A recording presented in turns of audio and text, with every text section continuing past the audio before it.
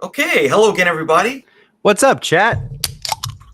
Welcome back. Yeah, so we're here for part 6 of this epic series of our top 100 list of favorite films. Sort of a short week. We did the last one on Monday and doing this one on Sunday. So we're just keeping the ball rolling, keeping it rolling. Gotta get them out there. Gotta get the discussions out there. Yeah. Yeah, and again, like we said, every episode we just try to, just give the context. This is not like the tabula rasa. This isn't brought down from God as like the definitive 100 films of all time. These are just our lists. They're subjective. They have to do with how we feel right now. And we're just doing this for fun so that there's a discussion about film and stuff and our opinions about different films. Yeah, more than anything, it's a fun exercise. And everybody take a breather.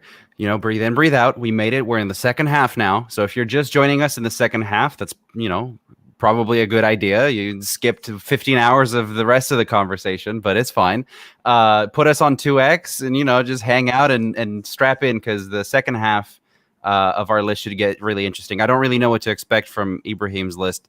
I know my list is going to be half traditional picks, half just bizarro picks.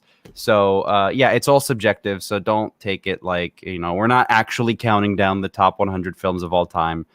We're just doing the ones that we really, really like. And we're giving you all of the context as to why that is. Yeah. And, again, a lot of this is just for discussion's sake, leads to good discussions. Like we've talked about a ton of different films, a ton of different films. Yeah, very many. So that's kind of the fun part is like talking about different stuff and seeing like, I've never heard it. Like there's a lot of films Lucian's brought up that I've not seen. Same on the other side. And some of the side discussions are really interesting as well. So it's fun maybe going back and kind of digging through the timestamps and seeing what's going on with our picks. Yeah, some good movie pitches. Yeah, right. For anyone who knows certain people in the film business, maybe you could get a movie out of it. Yeah, you know what? Sure. Yeah. Cool. Well, let's get started. So we're at number 50. And so yes. I guess, Lucian, you're going to start on your number 50 for today. Mm-hmm. So what you got? Yeah, dude. My number 50 is Jimmy Popeye Doyle coming in, The French Connection. The Hackman cometh, dude. He's coming in. He's hunting you down. He's saying racist shit. He's all about. He is a complete picture. This character. What an interesting character. He's a cop. He's a narcotics officer, I believe, in New York City. The movie came out in 1971, so it's set. It's contemporary with that time. And this movie is known for obviously the car chase scene at the end and kind of the innovative, like the street filming that they did where they didn't really have permits and they just kind of showed up and they kind of orchestrated the whole thing. The reason that I love this movie and the reason it's on the list, and there's another movie from Billy Friedkin on the list already, is Billy Friedkin. I love this director. He's one of my favorite directors, bar none. He's just so good at, I don't know. He has a lot of like extreme elements in his movies. Like he really goes there for a lot of stuff. Yeah. Like he doesn't really cut corners. He'll show you the violence. He'll show you, again, the language, the nudity, whatever the case may be. Like he doesn't cut any corners. He's one of the wunderkind, of the new Hollywood. And he's also in like After Sorcerer. He's one of the elite kind of tier of directors that Hollywood, like after that movie came out and made no money, despite how just mind-blowingly amazing of an achievement it is. And it's not just his movie. It's that came out the same year as Apocalypse Now, came out a year before Heaven's Gate. So like we talked about this already, like, but he's one of the guys that was right in there with, Coppola and Cimino and all of those people. But before that, what really got him started was The French Connection. He'd done a couple movies for like Sonny and Cher and like stupid commercial shit like that. And then The French Connection comes out and it's just this really hard-boiled, gritty detective cop movie. And it's got Gene Hackman and Roy Scheider. And Roy Scheider's so great in this movie. Roy Scheider's like the kind of, he's like the angel on his shoulder and on Popeye Doyle's shoulder. And Popeye Doyle is just entirely the devil. And he will stop at nothing to get his man. And this movie has a weird ending. It has a weird, like, William Friedkin ending. The same type of ending that you see later in To Live and Die in L.A., which is on my list. It's not like a satisfying ending. It's a little bit of a twist ending. It's kind of like a, you know. But worth seeing for the car chase. I mean, worth seeing for the character of Popeye Doyle, for Gene Hackman himself. And it's just got such a grit to it that you don't really see in early 70s movies. And they've got a lot of really good, like we were talking about how some of these new Hollywood guys were like students of other film movements that the generation before them was not. So there's a lot of like French New Wave in here. I want to say there's a lot of kind of just long still shots. We're following someone, walking across the street, and it's composed and blocked in really interesting ways. And I just can't say enough good things about The French Connection. Yeah, it's one of those super classic films. Like, that car chase is great. Again, Gene Hackman in this time was just so amazing. Just firing off, dude. Yeah, just performance after performance that was classic and incredible. Earlier in your list, you talked about one. It was him and Pacino in sort of like a Scarecrow. Yeah, Scarecrow. And yeah, he's just like, again, he's really good in this movie. He's really good. Yeah. And yeah, it's some, because this place takes place in New York, right? Mm-hmm, mm-hmm. Yeah, it takes place in New York and was like shot in the streets of New York. Yeah, New York at this time was like in the doldrums. Like, this was one of the worst times. The crime was like through the roof. There was, I think they got into this in like that movie Joker. Like, there was these basically there were times where they wouldn't pick up the trash. There were giant rats all over the place, like giant rats, and it's just like, man, and the crime was swelling up, and it was kind of destroying society, and then the reflexively what it created in the police was equally as crazy. Exactly, I was just gonna say that. That's you've kind of just summed it up. Yeah, it's about the kind of like Popeye Doyle is like the mirroring of the criminal world, but from the police perspective, and he's just as corrupt as the rest of the guys, or he's just as corrupt as the criminals in terms of he'll go to any lengths to stop them. And I just now remembered this movie also has a couple scenes like when they're in the chop shop and they're like completely breaking apart that car to find the drugs inside the car or whatever, and it's very like it's very like, I don't know how to, like, it doesn't feel staged. It just feels like you're in a room watching these people break down a car, like manically looking for drugs. And it's kind of the same vibe that, again, with the money printing and To Live and Die in LA, it's just got that like raw kind of like it's got some voyeuristic kind of tendencies. I don't know. It's an interesting movie. And like you said, it's an absolute classic, but yeah. Yeah. It's almost like they're fiending for drugs too, or something, right? yeah, but like for a different reason. Yeah, allegedly for a different reason. But then by the end of it, you're just like, I don't even know who I like. Yeah. That's the thing too. Like, there's no real good guys, right? And that's not really. Yeah, and that pulling that off well gives you a certain feeling, because it's like that's kind of how the world is on some levels. Like, sometimes it's just things happen, and we'll get to a film that I'll talk about later, which kind of really goes into kind of stuff like that, where trying to do the right thing can make things go even worse. Yeah. So I feel like that was in the myths around this time. It was in the ether for sure. The 70s was definitely like, there was a lot of turmoil. Yeah. And special shout out to The French Connection 2. Directed by John Frankenheimer. Not as good as the first one, but damn, what a movie. That movie's got just real quick, it's got like a 20-minute scene where Gene Hackman's a heroin addict, and he's like coming off of his addiction with this like French dude in this like French prison almost. And it's intense, dude. French Connection 2 does not fuck around. I recommend it. And also, I think the second movie ever named 2 after The Godfather Part 2. There's like a historical thing about that, because after Godfather Part 2, because the classic story is that the studios didn't want to call anything Part 2 because they just assumed people expected it to be the second half of the first movie or whatever movie that they saw.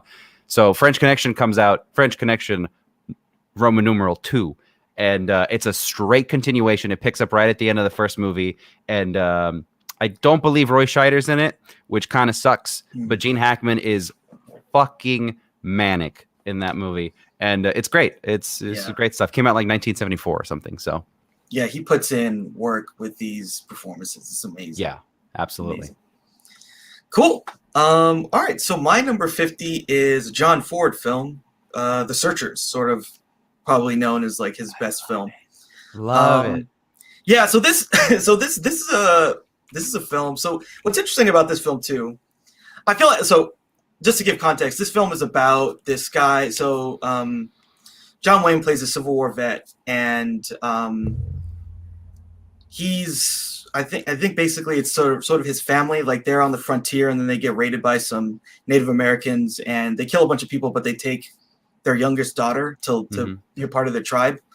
And this sends John Wayne off to literally search the end of the earth to find her.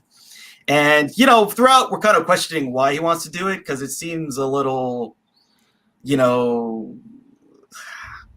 a lot there. This is a very dark character. He's very, very dark. One of the things that really stood out to me, I think probably like the first or second time that I watched it, like this guy, the main character, is so evil that he will do this thing, like whenever he kills a Native American person from a certain tribe, part of their religion is that if your eyes are gone when you're dead, you can't see when you're dead, so you'll wander the afterlife blind forever. So he'll deliberately cut people's eyes out after he kills them.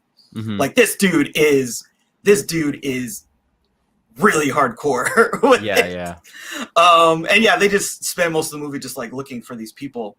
And we kind of think, is he going to kill her?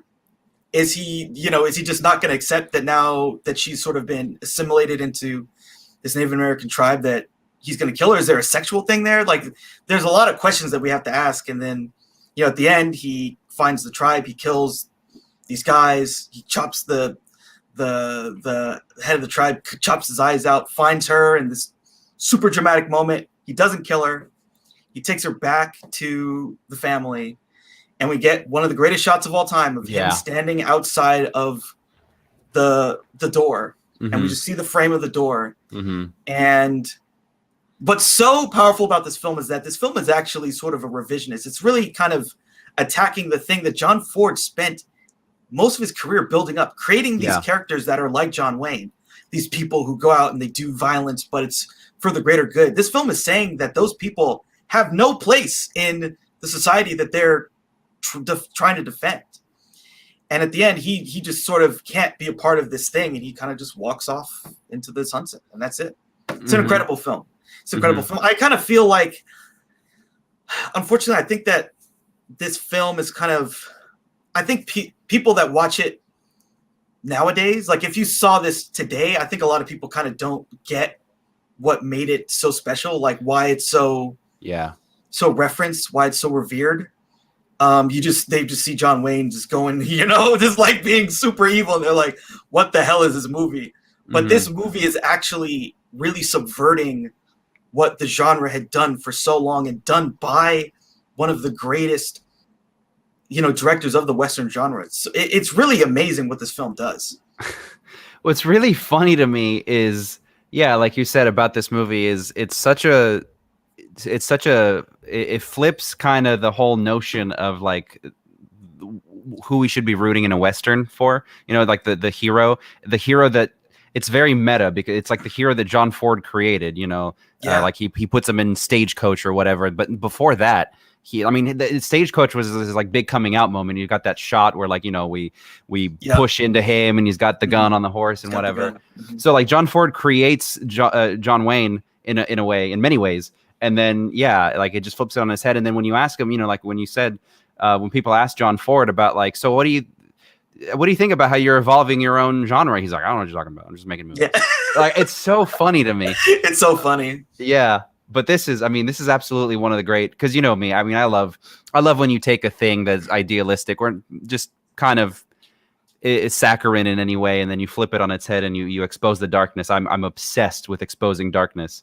And this is a great, the fact that this comes from John Ford is pretty phenomenal. It's unbelievable. And it's really funny that I guess he just I don't know. I don't know if we know or if we'll ever know why he's kind of like very coy about it, because he then does it again with like The Man Who Shot Liberty Valance, which is all about these kind of the mythology. And sort of subverting these kind of lies and fairy tales we tell about people and make them great. And that's again another one where he takes John Wayne and he kind of presents him in a way, and also he presents him in like he shows him as weak almost. Yeah, and also what's his name is in that too? Jimmy Stewart? Lee Marvin. Oh, Lee Marvin is the bad guy, dude. Lee Marvin is the bad guy. Yeah, it's just it's just you can clearly see there's a progression. Yeah, there's a progression and there's a movement. What's so amazing about this one though is that it's so subtle, right? We don't know for sure how it's going to play until the end, and it's only at the very end when he doesn't kill her, when he goes to the back home and he gives her back to them, and we get that final shot. That's when it totally pays off. That one shot pays off the whole thing. But up until that point, he could have just, I don't know, maybe not killed her, but like we could have had a totally different ending that kind of made it like, yeah, he had justified and, he did the right thing for America, but it doesn't do that. We could have had that. Yeah. I would have expected that too from John Ford even. Yeah, but it doesn't do that, and it just kind of he goes off into the sunset and sort of. What's interesting too is then John Wayne does an homage to another previous Western character. So the whole thing is like it's layered and layered of Western mythology, just parting itself out, and it's something to behold because I just feel like we're a little bit too far away from the Western being the dominant force of entertainment in American pop culture for people to see all the things that this film's doing. But this film is so influential. It is so absolutely that one shot alone of the doorway of the house that he does like twice in the movie. One of the most iconic shots of all time.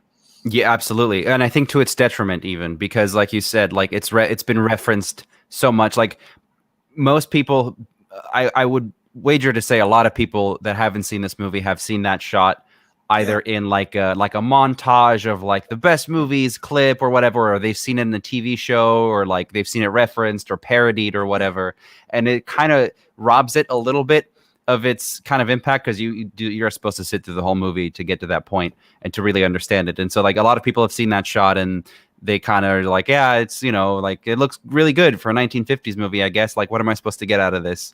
Like, people don't really know what to do with it. I would assume, like, I'm talking about like the TikTok generation who like maybe has seen it like as part of a clip somewhere. But like to consider the context of like 80 years of just Western movies, like straight up. Yes. Yeah. Absolutely. Yeah. Absolutely. And Western TV shows. I mean, I remember my grandfather, like that's all he wanted to watch. Was a Western TV show. That was it. That was what he was about. It was their Law and Order. It was Law and Order. Every episode, some crazy shit happens, but the good guys are going to get the bad guys. And in this case, the white guys are going to kill the bad guys, whatever. Or like Bounty Law, whatever right? they are.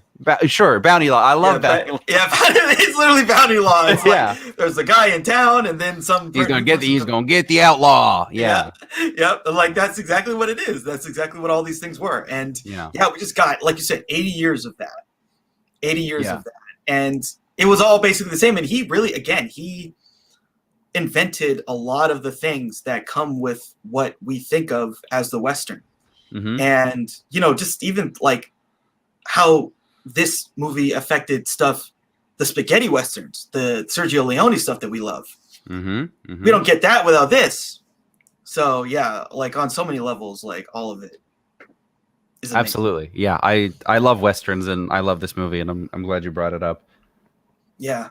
So that's my number 50, The Searchers by John Ford. Cool.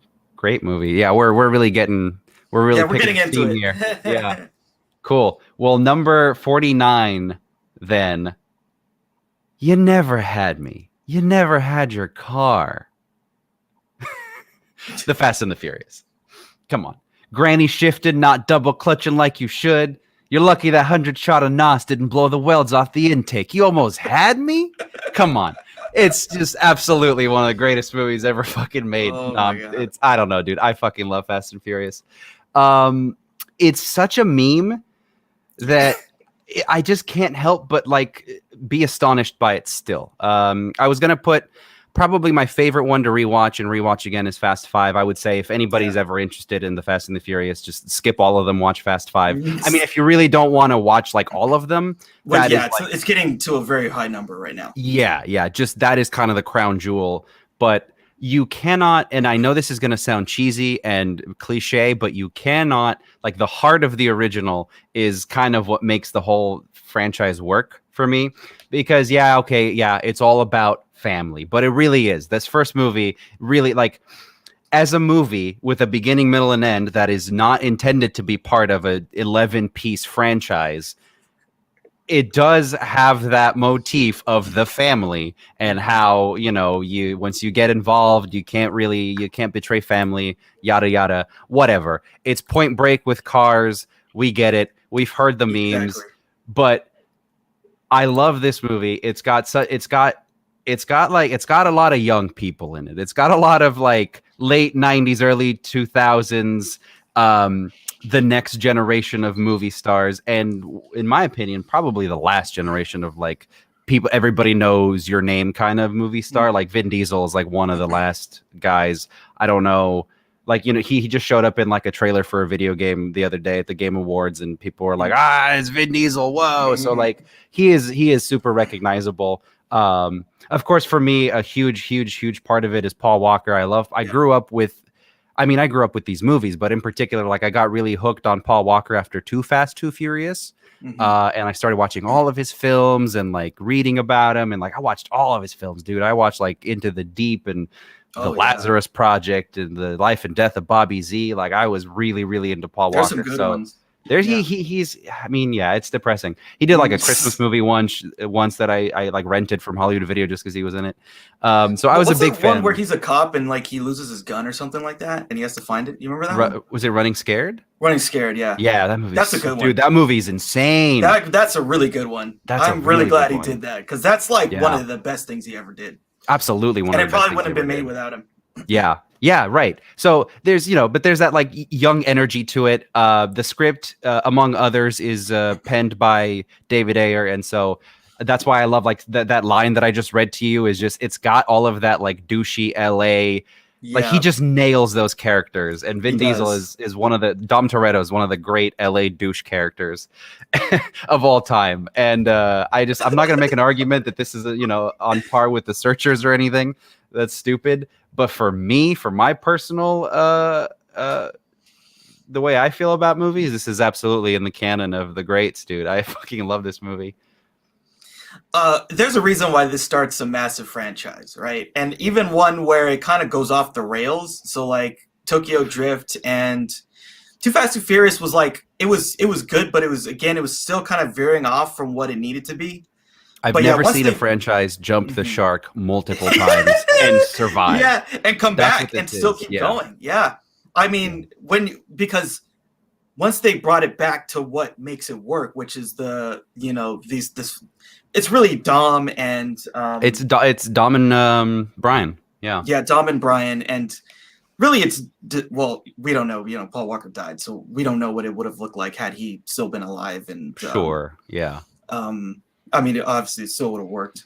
But yeah, we'll never know. But yeah, I mean that relationship, that's what really sells it. And again, like they basically did a reboot with the fourth movie, and then the fifth one is like it's like the Empire Strikes Back of the series. It is absolutely the Empire Strikes Back. But I got to tell you a story about that fourth movie, because so growing up, so I'll give you some context as to why I love these movies so much. In Romania, movies are expensive. Everything was expensive. It was like it was still only about 10 years after the fall of communism, so it was like everything's kind of hard to get, but we're getting them. The internet kind of changed everything, because I got a computer, and we had like a local network, and people were like passing movies, like pirated movies along and stuff. And Too Fast Too Furious was one of the files that I got, and it was one of like 3 or 4 movies that I had on my computer, and I would watch it daily. I mean, all the time, yeah. Daily. I've seen Too Fast Too Furious hundreds of times daily. Yeah. I can point by point, I could regurgitate that movie to you. Yeah. But like even that movie it was like Vin Diesel wasn't in it. I liked like Tyrese, haha, funny, whatever, but like it didn't kind of have that same heart. Tokyo Drift really didn't do it for me at the time.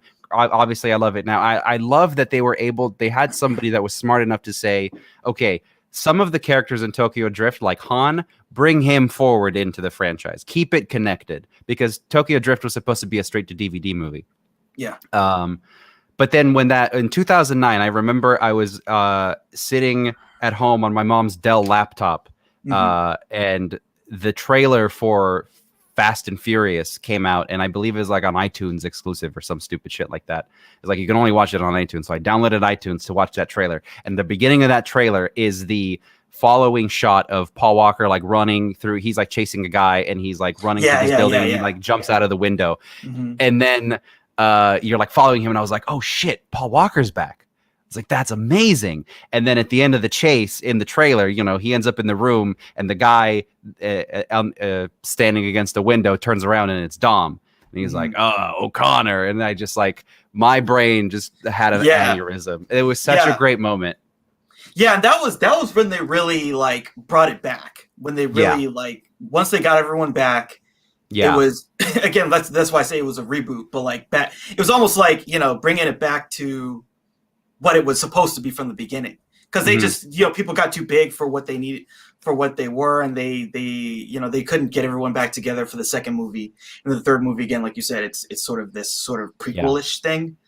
I mean, so, we got Triple X instead of Vin Diesel in Too Fast, Too Furious, so I'll take it. But yeah, which is, you know, but everybody was. Yeah, everybody was trying to launch their own kind of thing at that point. Yeah, they were like, I'm too big for this. And then they were like, Universal started paying people money. And they found themselves with a massive franchise. What I love about the whole thing is like, it really is just about these characters and their relationship. And then there's the cars, there's the craziness, and then we get stuff in later sequels where we just turn them into superheroes. Which is cool and fun, but why people really care is that they've constantly been able to like add more people to this unit that fit in, and they're different, right? Like they, like in the fifth movie, they bring in all these people that are, I don't know, either Portuguese or like Spanish speaking.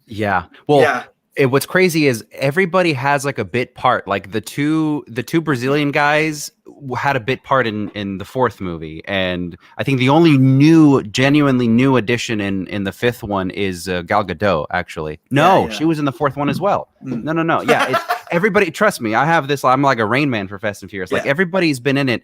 The biggest moment for me was in Fast 5 when they brought back Matt Schultz's character, who played Vince in the first movie, who also plays the one of the bad guy in the Transporter that we talked about last week. He was pretty big in the early 2000s. They brought him back from the first movie, and it was like, you know, it was like Dom and Vince, and he's like, oh, Vince, I got a job for you, and he's like, oh, thanks, Dom. You know, I got to provide for my daughters or whatever, and it's just like, yes, like that is the lifeblood. He's got to fight for his family, and it's always and they're always finding ways to like make references to the older movies, and I really like that they have their finger on the pulse of like what really kind of is the lifeblood of this franchise, because they could just be doing, you know, Law and Order episodes where every week Dom Toretto and Michelle Rodriguez take out a super criminal, and they do that. That was another thing too when they brought her back, because like we see her die in the fourth movie, and then they just set up all these mysteries like, oh, she's alive. It's so stupid. Why? That was for number 6, right? That was for number 6. They brought her back again. Yeah. They said, oh, she's alive, and then that was the teaser. And in number 6, they kill Han, and then in number 9, they bring Han back. Hashtag justice for Han. Justice for Han is like a big thing. Justice for Han was a huge thing, and like, you know, like they just do. It's just kind of amazing that the franchise. Again, the joke is like, they started stealing DVDs and DVD players, and then it became the Avengers with with cars. And it constantly amazes me, and it puts a smile on my face whenever you see a Fast and Furious movie on the top 10, you know, grossing films of the year or of all time or whatever, and you realize it is a purely original. I mean, not to say that like it's an original, but it's like an original concept. It's not based on anything. It's Point Break with cars, but it is Mhm. it's an original thing standing up next to Star Wars and Marvel and all these other things. Yeah, It's totally. kind of It is an hilarious. IP in and of itself, and it's really like there has to be no franchise like it where it's I constantly don't think so. evolving, and like it starts off with this one random movie that Yeah, we all saw, we all liked. A lot of people watched the sequel, the third one. It's just there's yeah. something about it. There's something about it that keeps perpetuating. It's You know? really unassuming, yeah. But like a lot of like, yeah, the sequel comes out, it's fine, it's whatever. It's like really, really like deep, deep, deep early 2000s. Yeah. Like you with Ludacris and all that. And then the third one is kind of whatever. But I remember like people kept talking about the first movie, like they're just like they're really into that close knit kind of. You've got this like close knit family kind of unit, and then you've got this interloper that comes in that's an undercover cop. That's like a really fun story. It's a really relatable thing, and they've been doing it in cinema forever. But like Mhm. this is like a really lowbrow kind of for the masses version of it. But again, I think the authenticity of it comes through with the Yes. LA locations and the writing and the characters, and that's why I think it's the first movie Yeah. was stood enough to get to the reboot. And it's also like there's this, yeah, what really makes it work, right, is it's Paul Walker and Vin Diesel, and like how they're kind of coming to where the other is at, right? Mm-hmm, mm-hmm. Like Dom is, he's out, hustling and like stealing stuff. Right. But the Paul Walker, his character, he always wants to be on that side. Right. He He's always wants to be on that side. Like that's who he is at heart. Yeah, That's yeah, who yeah. he is. And Exactly. all this other stuff is holding him back. And again, that's why the fourth one is so good. It's like, yeah, he was like in the FBI or something, Mm-hmm, and mm-hmm. it's just like he's not gonna stick with it, He's not gonna. Yeah. No. And he's there's gonna a turn. He's gonna turn. but it's all in the first movie. There's that great shot after they erase the train or whatever. There's a great shot when Vin Diesel's like dying, and he's just like, Paul Walker, does he make the call or does he not? Like, is he gonna turn this guy in or is he gonna walk away? And so that dilemma is like planted there, but it doesn't really pay off for like 3 more movies because careers had to happen, I guess. But yeah, it's a fun time. I love this one little unassuming, stupid little action movie from 2001. So yeah, Fast and Furious. Totally fast. I mean, I know like when that movie came out, I remember seeing it, but I remember like we talked about it a lot. Like me and my friends, we talked about that movie a lot and would watch it on television a lot when it was on. Mm-hmm, mm-hmm. And yeah, there's just something about the characters and like you said, the milieu that they're in. Yeah. Los Angeles. It just there's something that works, It just keeps going. yeah. And something keep put a pin in that LA, that milieu, that world building, because there's another movie that came out that same year that was like the real version of it that sticks with people even more. Yeah. I think I know what you're talking about. Yeah, So, we'll get to it.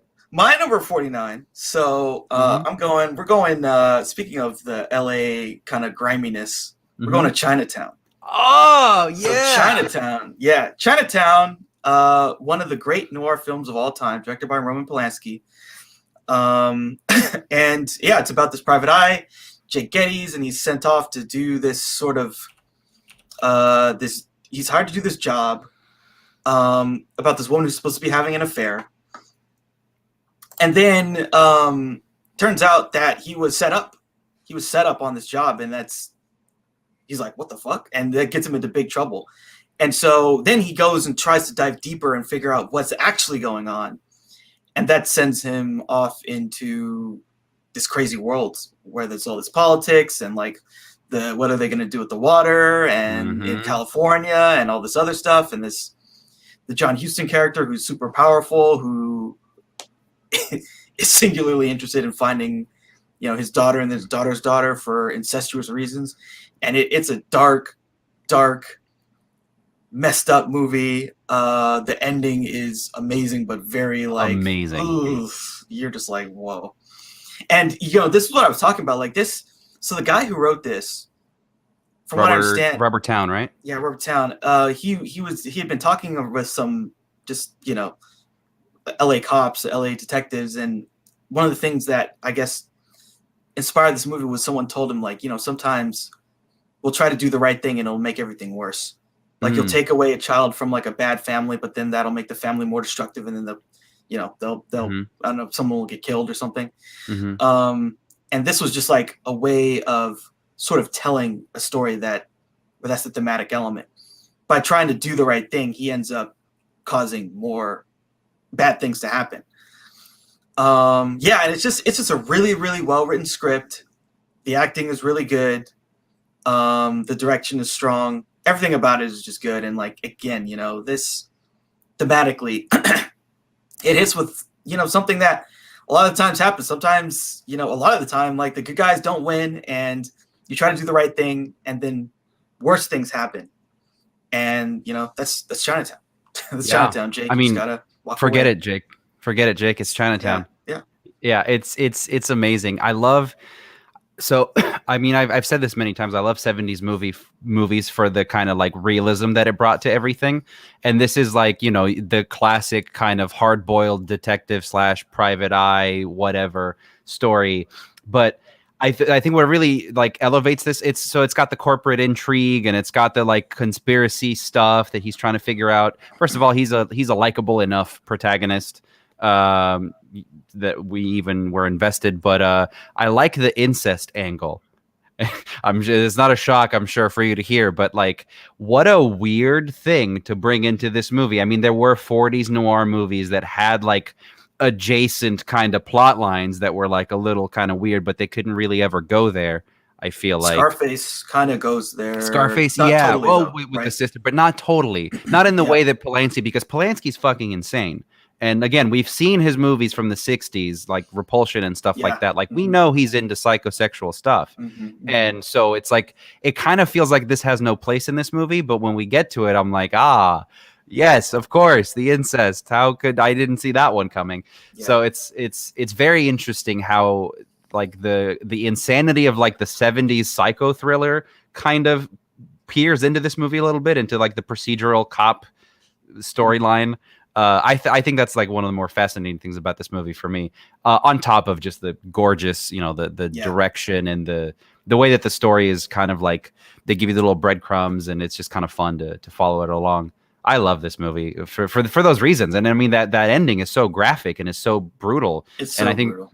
And for a lot of people, it was just like, holy shit, like, it's still early 70s. Like, it's just such an interesting era. Like, we're getting so many of these movies. Like, we were just talking about French Connection was like another one that was just like very, very visceral. And I can't say enough good things about this movie either. I love Chinatown. Yeah, totally. It's just an absolute masterpiece of a film. And the script is just so strong and tight. Everything about it just really, really works. And it's just like the pinnacle, like of the 70s kind of filmmaking storytelling. Just get some really good stuff here. And Jack Nicholson is great. I think, was it Faye Dunaway? Faye Dunaway, yeah. John Huston's great. There's a lot of great stuff in this movie. Yeah, I mean, John Huston's always great. He is in everything, every way. Directing, acting, writing. Absolutely. No, seriously. His kids, He talks like this. I don't know. I can't do a John Huston impression. Yeah, it's a very deep voice. Very deep. And like, I think there's even this movie. I don't know if you've ever seen Rango. But Rango is like the animated one. Yeah, I haven't seen it. No. Yeah, it's basically this storyline, but done in a Western cartoon with Johnny Depp. Yeah, it's a good movie. That's right. Yeah. I remember that. Movie. Yeah. I mean, so many movies have done Chinatown. So I mean, even up to like we talked about Motherless Brooklyn, even up to last year, it's basically Chinatown. Like, he had this idea. He was like, I'm going to adapt this book about whatever, some crisis or some kind of injustice that happened in the book was written in the 2000s, I think, or whatever. And he was like, I'm going to set it in the 40s or 50s or whatever. So it's like, it's all kind of derivative off the same, like Chinatown is derivative of some of the noirs that came before it. And then everything is just kind of derivative of Chinatown afterwards. I feel like it is. Yeah. Exactly. So that's my number 49. Sweet, dude. Chinatown. Sick. All right. Well, number 48, it's a bug hunt. It's Aliens. Yeah, hell yeah. It's a bug hunt. We've this was on your list already, correct? Mm-hmm. Yeah, so we don't have to spend too much time kind of recapping the movie and what it's about. You could go back to one of the previous parts and see the discussion. We already had a discussion about it, but I can't not put this on the list. Basically, I love the first movie a hell of a lot more, like a hilarious amount more. Like if you put them in front of me, I would pretty much never pick Aliens because, and there's nothing wrong with it, but Aliens is truly, like we talked about Terminator 2 last week. It's very much the James Cameron take a small idea, a small concept even of a movie, a slasher in space, give or take, and then just blow it up, blow up the universe, add characters to it, add more aliens to it, add this entire, like we talked about, this entire like camaraderie aspect with the dialogue with the Marines and everything, and just really, really heighten up everything. And in my opinion, this movie stands as like one of the examples of like pretty much like one of the best examples of how to do like a true blockbuster sequel, like how to take a franchise and blow it up. Like honestly, Fast 5 feels like the Aliens version of the Fast and the Furious. Like there's something about what he did with this movie. He took the same characters, well, whatever, the one character who survived, but he built on that world, on the Weyland-Yutani with the corporations, and he added Bishop, the android, who's like a yes man, corporate man. You've got what's his name? Paul Reiser is, his character is like the corpo guy. Like this movie sets the stage for all of the fucking sci-fi cheese that came out, like the corporation sci-fi type stuff, not like the Star Trek, we must be diplomatic with everybody. This is like the corporation is evil. Yes. And that I feel like this feeds into a lot of the kind of stories that we still get today. I mean, there's so much to say about Aliens. I don't know. There really is. There really is. It's just, again, it's one of those things where it's like how wrong it could have gone in the wrong hands, or like with the wrong, I mean, we got Alien 3 and they fucking just shoved all this crap down what's his name's throat and just ruined the movie. I mean, yeah, and there's examples, like think of RoboCop 2. Like no one talks about RoboCop 2. There's ways that like there's movies that were, almost, they're like franchise starters that, their sequels kind of petered out and the franchise died. I mean, even honestly, Rambo towards the end, Rambo kind of just fucking died. Last Blood was a dumpster fire, but like something about it, just Aliens is just such a pitch perfect kind of like, yes, we're gonna take this concept, and I know it's a horror movie, but I'm just gonna make it horror action, and I'm really gonna dial up everything, the spectacle, the machismo, even the women in this movie are like muscle bound and badass. So it's awesome. Yeah, and he just does such a good job with the Marine characters, like making them all like we really kind of care, but very, very efficiently. You know? Yeah. And like I said, like the Hudson character is more interesting than many protagonists. And he's just a dude who's like, we're all gonna die. We're all gonna die. That's it. That's all he does. Game over, man. Yeah, he's kind of right. They are gonna die. A lot of them are gonna die, but Yeah. Well, you've got that Cameron Bill Paxton relationship is very strong. Very strong. Yeah. He's in like all of his movies. Yeah. In one way or another. Yeah. So it's some good stuff. I love the film. I really love it. I love it too, and it's on both our lists. It's one of the few, I think, so far that made both of our lists. Yeah, it is one of the few so far. Yeah, we'll see. I'm sure there'll be some other ones. For sure. But like, I couldn't get past this section of the countdown if I didn't include Aliens, because again, like, it's not my go-to, because I really prefer the slow burn kind of, not necessarily psychological, but like the stuff that makes you imagine the stuff. That's what I like. Those are the kind of movies that I get attracted to, is like to get into the mindset of like that world. And this movie is just too good to not have it so high up the list, because it just does everything so right. Every single aspect of this movie is so thought through, and I love that. So yeah, absolutely. Yeah, it's really, really well done. Okay, so my number 48 is the Charlie Kaufman, Michel Gondry film, Eternal Sunshine of the Spotless Mind. I've heard of it.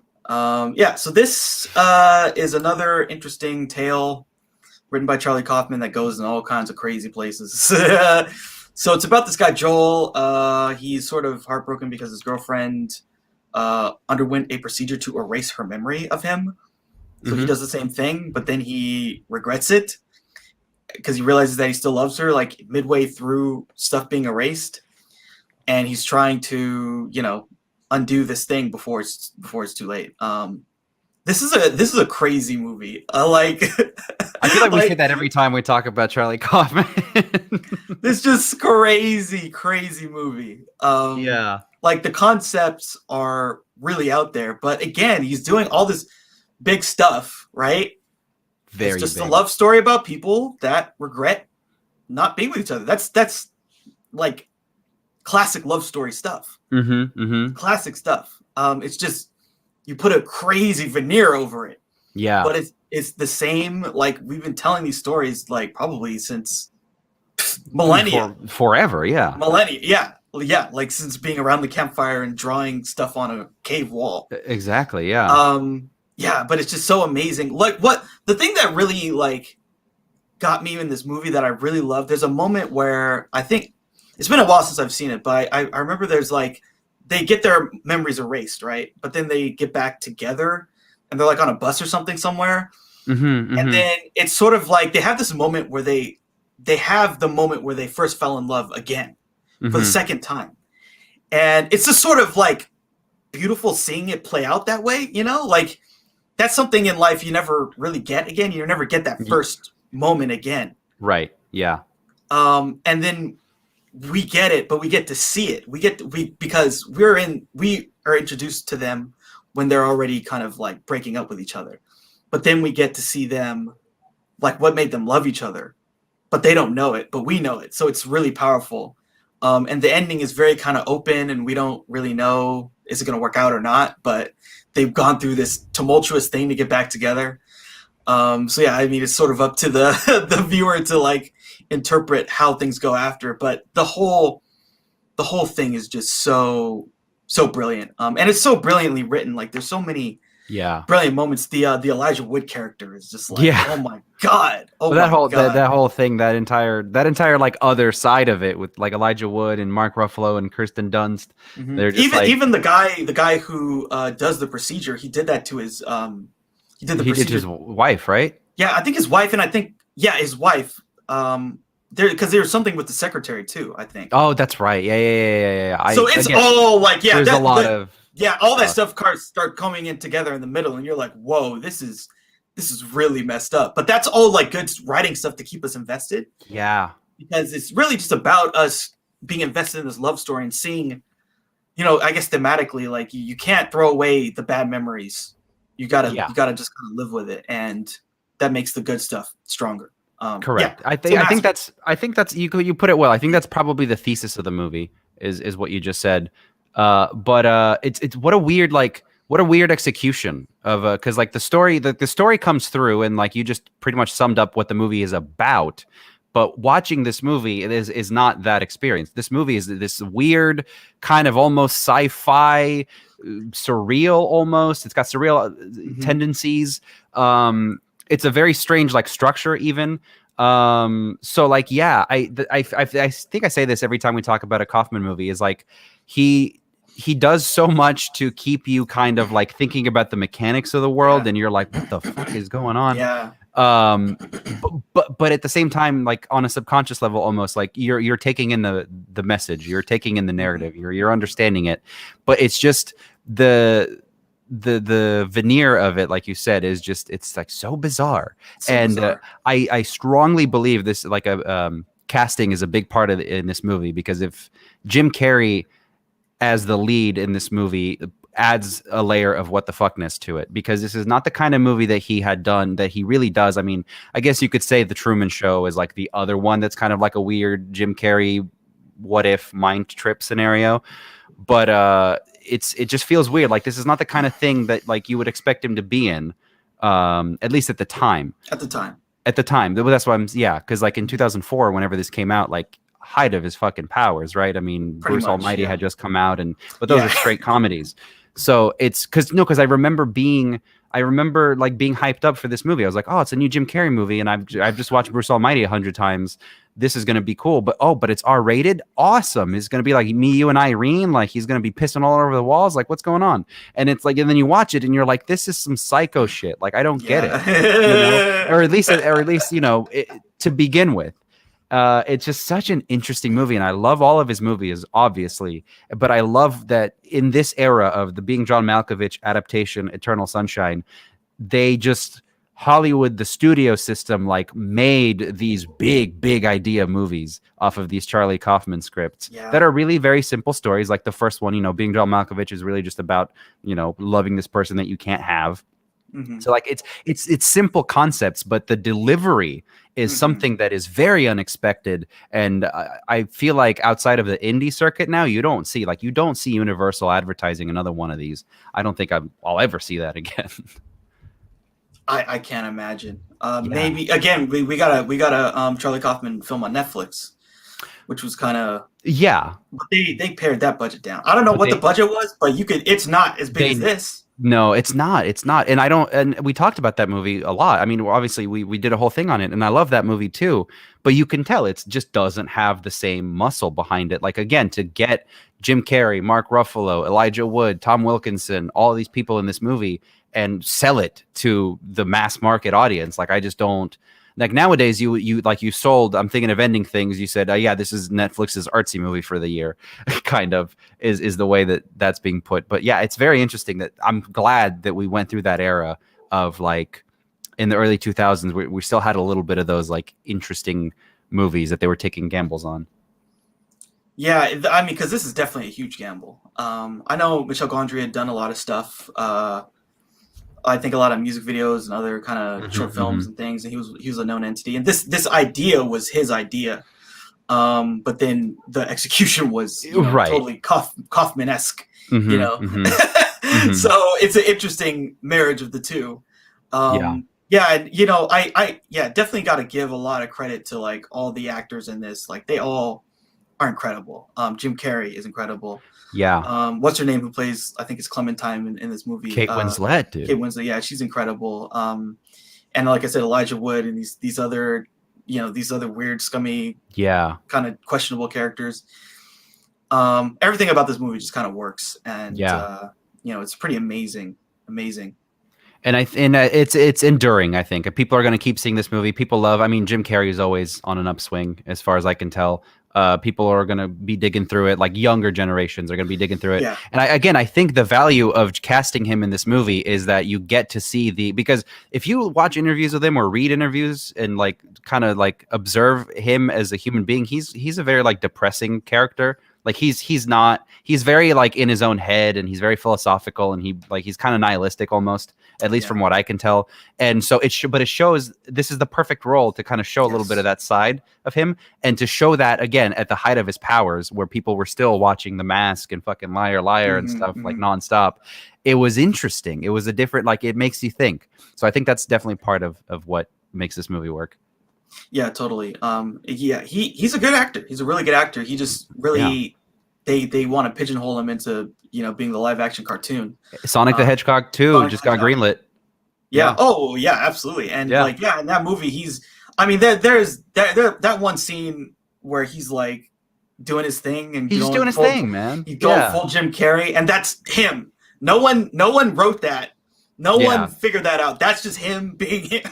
Yeah. And he's doing all the fucking crazy faces, and he's like running from the dinosaur, and he's like on the Alps. It's like, it's like, what the hell? That's all out of his head. Yeah. All of his head. But then he can also do this, which is like a really strong, subtle performance. He's incredible. He's an incredible actor. Yeah. There's that story he says when he had a meeting with Michel Gondry, and I think Jim Carrey had just gone over like was it a breakup or like a suicide in his life? I think somebody close to him, like something, he was really, really like actually depressed. And then Michel Gondry told him like that, like, yes, that like, stay that way. Like, don't get over it. Like, no, this is a thing. Like Jim Carrey tells the story. He's just like, it was like very like fucked up. It was very manipulative. He's just like, I need you to stay in this mindset. I need you to not get better for this role, is basically what he told him. Yeah. It's some fucked up Hollywood shit. But, You print the legend. This is what we got. Yeah. Yeah. I mean, this movie is gonna live forever. So Exactly. Yeah. whew. Yeah. Yeah, it's crazy. Look into that story. It's pretty fascinating. Yeah, I feel like Michel Gondry, we haven't heard much from in a while. Yeah. Maybe there's a reason. I don't know. There's a reason. The Green Hornet. Oh, he directed that movie? Yes. Okay. Yes. I didn't like The that Seth movie. Rogen, Evan Goldberg. Yeah, that's My friends, I was in college when that movie, I think it came out or something, like, and a bunch of people like, hey, we're gonna watch The Green Hornet. And we all got together and like we're in like the commons, we were watching it. Got about a third of the way through that movie. I literally left and went to sleep. Like, dude, I saw that movie I'm in out. theaters. Yeah. I was so stoked. I was like, yes, dude, Seth Rogen's funny and Michel Gondry. Whoa. No. That's one of those Hollywood things where like you get one, you make a Green Hornet, you're fucked. You're coming back 10 years later with maybe like a Netflix movie. It's not happening. Yeah. Or like you got to do some super indie, basically straight to VOD, where it's like you got to get a big actor. Yeah, you got to get something. like a Golden Lion, and then maybe they'll look at you again. Yeah. So that's unfortunate for him, but you know, Yeah, that's. You know, we talked about this before, man. It's like a lot of it is luck, and you got to stay away from the bombs. huge. Luck is huge. Yeah. Because you never know. Like who knows? Like people are going crazy for that. Was like that came out when like the Avengers came out. Like Yeah. you know, Yeah. people- Right. Everybody's superhero properties. You Yeah, know, superhero make it. Yeah. just like boom, greenlit. And it's like, oh Mhm, no, yours bombed epically, and it blew up your career. Yeah. Yeah. Okay. I'm glad Christoph Waltz was able to survive it. Yeah, I mean, when you win 2 Oscars, it's kind of hard to like torpedo your career. They just the thing was Hollywood didn't know what to do with him. They didn't know what to do with him. I feel like they still don't know what to do. I agree. I feel like they still Yeah. don't. But No. he's just so talented that you can't Yeah. not wanna. He's just so alluring. Like Yeah. right? Yeah. And I mean, even the James Bond movies he was in, like those movies suck in my opinion. I mean, we've only really seen the one. The other one, No Time to Die, hasn't come out yet. But like, Yeah. he's not. And like they kind of dropped the ball on like I feel like Tarantino's kind of the only one who really understands what to do with him. He was good in Alita. I think Alita is where he should. That's the role that works. Yeah. I think so. But that's because Robert Rodriguez knows what he's doing.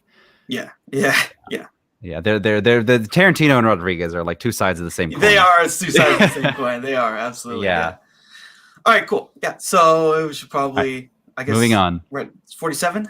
47, yeah. My number 47 is talking about getting inside people's heads and a character study, The Conversation.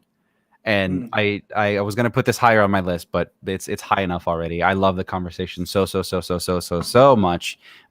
It's one of the great Gene Hackman performances again. It's a Coppola movie, and you can like it's through and through. It's a Coppola movie. Like there's a concept, he gets obsessed with an idea, he makes a movie about it. But it's so well done. It is so like we talked about it already. This is another one that was on your list, correct? Yeah, that's right. So we don't have to go too far in depth, but like I love this movie so much because it's a quiet kind of a character study. You could say it's like a neo-noir. I mean, for God's sake, it's got Gene Hackman sitting in an empty room playing a saxophone. So like it doesn't get more on the nose like Lonely Man noir than that. And he's got his psychosis, which is, he's a surveillance guy, and he's basically like he's a private eye, I think, like officially, but he's basically like an assassin, except you hire him when you want people to record, when you want to record people, basically. He's that good. And he's got his team, and towards the end of the movie, there's a twist with he witnesses a murder, and then the movie really gets into like the really psycho, surreal stuff, and it's really cool and interesting to see Coppola do that surreal, like true 70s psycho paranoia stuff right around the time when he was starting up Apocalypse Now, like when that kind of stuff was at its peak. Like we were just talking about, Chinatown has a little bit of that psychosis going on. This movie is like full psychosis. And I know people say that it's slow and some people can't get into it. I reject that, and I say that it's exactly what it needs to be. This movie, it doesn't need to be bigger than it is. It doesn't need, it's exactly the right size. John Cazale in this movie he's got some of the best, like one of the best facial performances I've ever seen. Like that scene where they're at the convention after like they have a falling out or whatever, and they find each other at a convention, and like Gene sees him like working for another company or whatever, and John Cazale just gives him this like pouty kind of like sad look, and I love that look. It's just a great acting moment for me, and I just love everything about this movie. Obviously, I'm a huge Coppola fan, but this is like Coppola kind of like, I mean, really at the height of his powers, but Yeah, like absolutely. kind of digging into a little bit of the more surreal stuff that he kind of went maybe too far in with Apocalypse Now, and he got burned for that. So he doesn't really like do it too much, but it is heart in his heart, like the surreal psycho stuff is like very much at the forefront, because he's done a couple movies like again, Tetra is another recent one that he did that is like a little psycho. So I love a psycho Coppola. I love Gene Hackman, and I love John Cazale, and I love this movie. Yeah, this movie is really great. Again, Walter Murch did the sound. Mm-hmm. The sound is just absolutely incredible in this film. And it's just a dark, sort of tragic tale, and it's done really, really well. It's done really well. That ending is so amazing. The ending is so good. Yeah. Where he just goes totally crazy and just rips his apartment apart. And I believe the credits roll over the picture of just him sitting in his apartment that's destroyed, right? I think that's how it ends. Yeah, that sounds about right. Yeah. That's just like such a cool way to, like, it doesn't fade to black or anything. It just kind of leaves you in suspense. You're just like, yeah, what just happened? This guy's lost his fucking mind. So yeah. And we have no idea. We have no idea what. Yeah, we don't know like what happened or not. Yeah, and there's all of these, again, the paranoia is laid on so thick in this movie. There's all of these like corporate powers and conspiracies that are like kind of at the top of his mind, but you don't really see. Like you you see Harrison Ford as like an agent of the corporation, of the guy who, whatever. Like it's just, it has this like air of like the world is out to get you kind of, which is. It gets flipped on its head, because that's kind of what he starts the movie out as, is just he's the guy recording everybody. Mm-hmm. So yeah, it's a great. It's just such a great storytelling thing too. What's the worst thing that could happen to someone who's an expert at bugging people? Right. Not that he gets bugged, that he thinks he could, because he knows so much that he knows that someone on his skill level could do something, and he could maybe never know. Yeah. And then what does that do to you when you just always feel like I'm being watched? Mm-hmm. You go crazy. Yeah, I think this is another one of those movies that's going to keep being rediscovered over and over and over again, because people always watch The Godfather and they know Apocalypse Now, but like this movie keeps coming up, ironically, in conversation. Yeah. It's a great one. So my number 47 is Ben-Hur from 1959, directed by William Wyler. Charlie Heston. Yeah. Just a quick side note with him. I watched True Lies like recently, and he's in that, and they make him look like fucking like Nick Fury straight up. Like they base the character got a fucking eye patch, and he's like, you guys, where's Captain America? You gotta stay. It's just like... Anyway, but yeah, this movie is like one of the great epics of all time. Oh yeah, one of the absolutely great epics of all time, and it's about this guy Judah Ben-Hur. And he's a Palestinian Jew in the Roman Empire, and then they he gets fucked over, sent into slavery, and we just get all this stuff. Like there's stuff of him on a fucking boat, and they're rowing and shit. Yeah. Of course, we get one of the greatest scenes of all time when it's in the arena. The chariot race. The chariot race in the arena is just like absolutely one of the most cinematic things ever put the film. God. Absolutely, dude. And then he sees Christ, being killed and all this other stuff. And then, at the end of this epic, he kind of finally, rescues his family, does all this stuff, and it's positive. But it's just a massive, like, this is what they were doing in the 50s to compete with television. Yeah. Just do something you could never see on television. Yep. And really something even like, we had talked off the air about, I saw a really, really good 4K version of Lawrence of Arabia, which I think finally gets close to what it's like to see it the way it's supposed to be shown. In its original state. Yeah.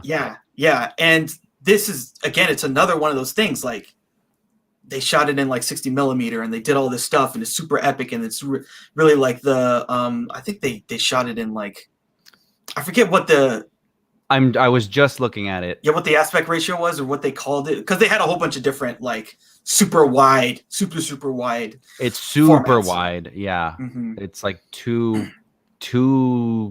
I don't even 276.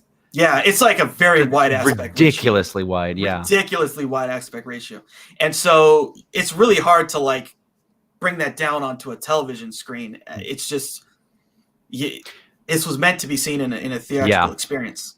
Yeah, well, let me tell you, I saw this movie as a kid on VHS, I think, and it was like a bootleg VHS. It wasn't even like an official one. So, but even still, and it might have been pan and scan, I don't remember, but like even still, I was riveted as a little kid for 3.5 hours or however long this movie is. I was so into it, and this movie actually is brought up a lot in like Christian circles, as far as I could tell, having been in that world, because of the Jesus scene, and because it's like some people consider it a Jesus movie because, you know, Ben-Hur kind of like, that's kind of his like realization moment or whatever in the film.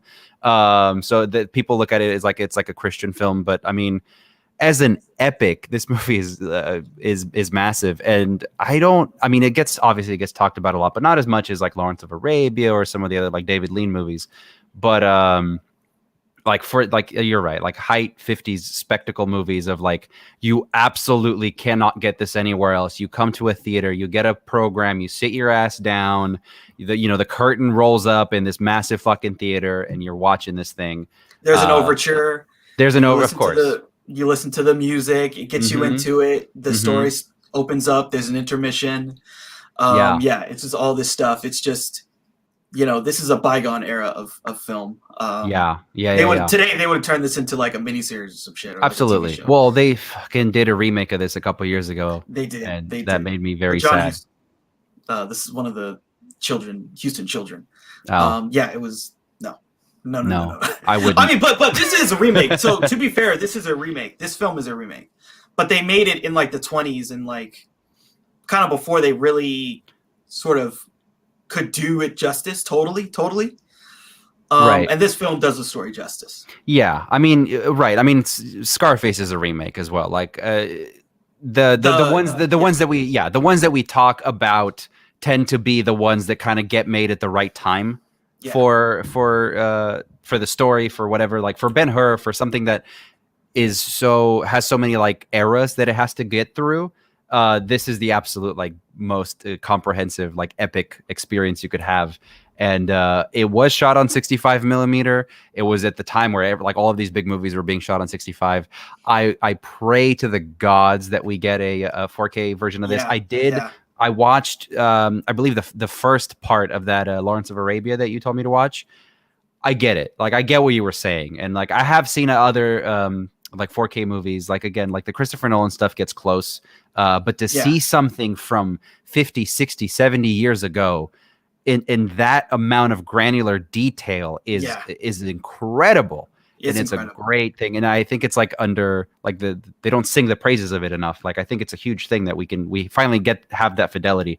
But it costs a lot of money to restore movies like that, and the studios have to make they have to balance that checkbook and figure out like, are enough people going to buy Ben-Hur? I don't know. I would love to see this movie and it's close to original as possible. Yeah, because I feel like that's when you see that. Like when I saw the Lawrence of Arabia 4K, and it's like not the fucking DVD, not even the Blu-ray that's kind of getting there, but like the full on, the pure cinema of what that format could do, what it could show you. It's something. It is absolutely something. And these films are just incredible. They're incredible. Yeah. They just put so much into it, and it's a huge achievement of cinematic history. Yeah, and you're right. Like, they just don't, like, I feel like there's movies, like there's The Tax Collector is a movie, and Ben-Hur is a movie, and sometimes it just feels weird that they're the same thing, they're the same medium. Like that always like fucks with me sometimes when I think of like some of the big epic movies, like a Lawrence of Arabia is in the same category as The Pacifier with Vin Diesel. Like it's kind of weird that they can coexist, but like truly, I think if there's a separate category, Ben-Hur is in that separate category of like, oh shit, spectacle, Yeah, absolutely epic filmmaking of the highest quality. Yeah. And I love it. Thanks for bringing it up. Yeah, I really hope that they do a 4K of that. That's like one I would love to see them fully restore. Yeah. Because these films, like there's a lot of detail there that we still haven't seen, basically. Dude, even some of the scenes in Lawrence of Arabia when they're just sitting in the tent talking, like those are like my favorite scenes. Dude, there's so much detail in those scenes. Yeah. Because you can like the way they like those shots, the way they blocked it and framed it. There's like tons of people in the background and stuff. Yeah.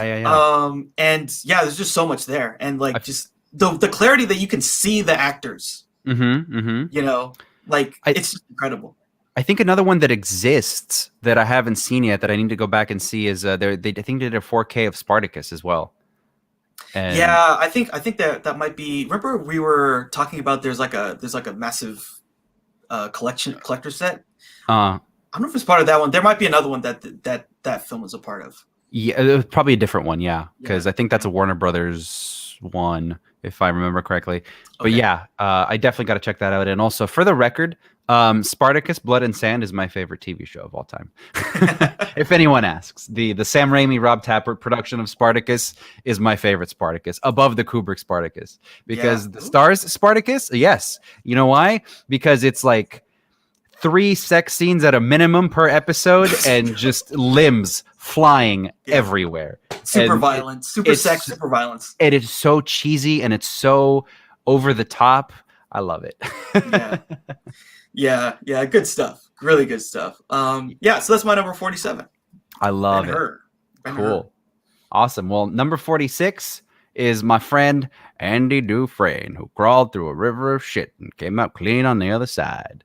Shawshank Redemption, number 46. It's you gotta love it. What can you say? Shawshank Redemption is one of my closest friends. It's his favorite movie of all time, and we've watched it so many times. And I remember there was they keep re-releasing the same thing. It's on Blu-ray, and it's like the same transfer from like 2007 or whatever. So like it's not the best, but they keep re-releasing it, and he keeps buying all the different steelbook editions and whatever, and we keep watching it, and it's a great fucking movie. It's always on TV. Movie. It's the TV MVP. Like I think there's, I don't know if but there should be something called the Shawshank Principle, which is a movie's good if you turn on the TV, you see it at any point, and you have to watch the rest of it. That's why this movie is a thing. Is because it was played on TV and people loved it. That's why I fell in love with it too, because it was either on TV or like I caught parts of it and I was so captivated by it. Like just all of it, it just came together. Like the set design, the characters, the kind of story there. Like I was just like, what's going on with this guy? Why are they telling him to suck his dick? Like what's going on? Like this is kind of fucked up, and I got interested. With like, why is there a racist warden? Like, not a warden, but like a racist, like the Clancy Brown character. Like, what is going on here? Like, why are they tarring the roof? Like, there's so many interesting scenes in this movie that it feels like it plays like a TV, almost like a miniseries.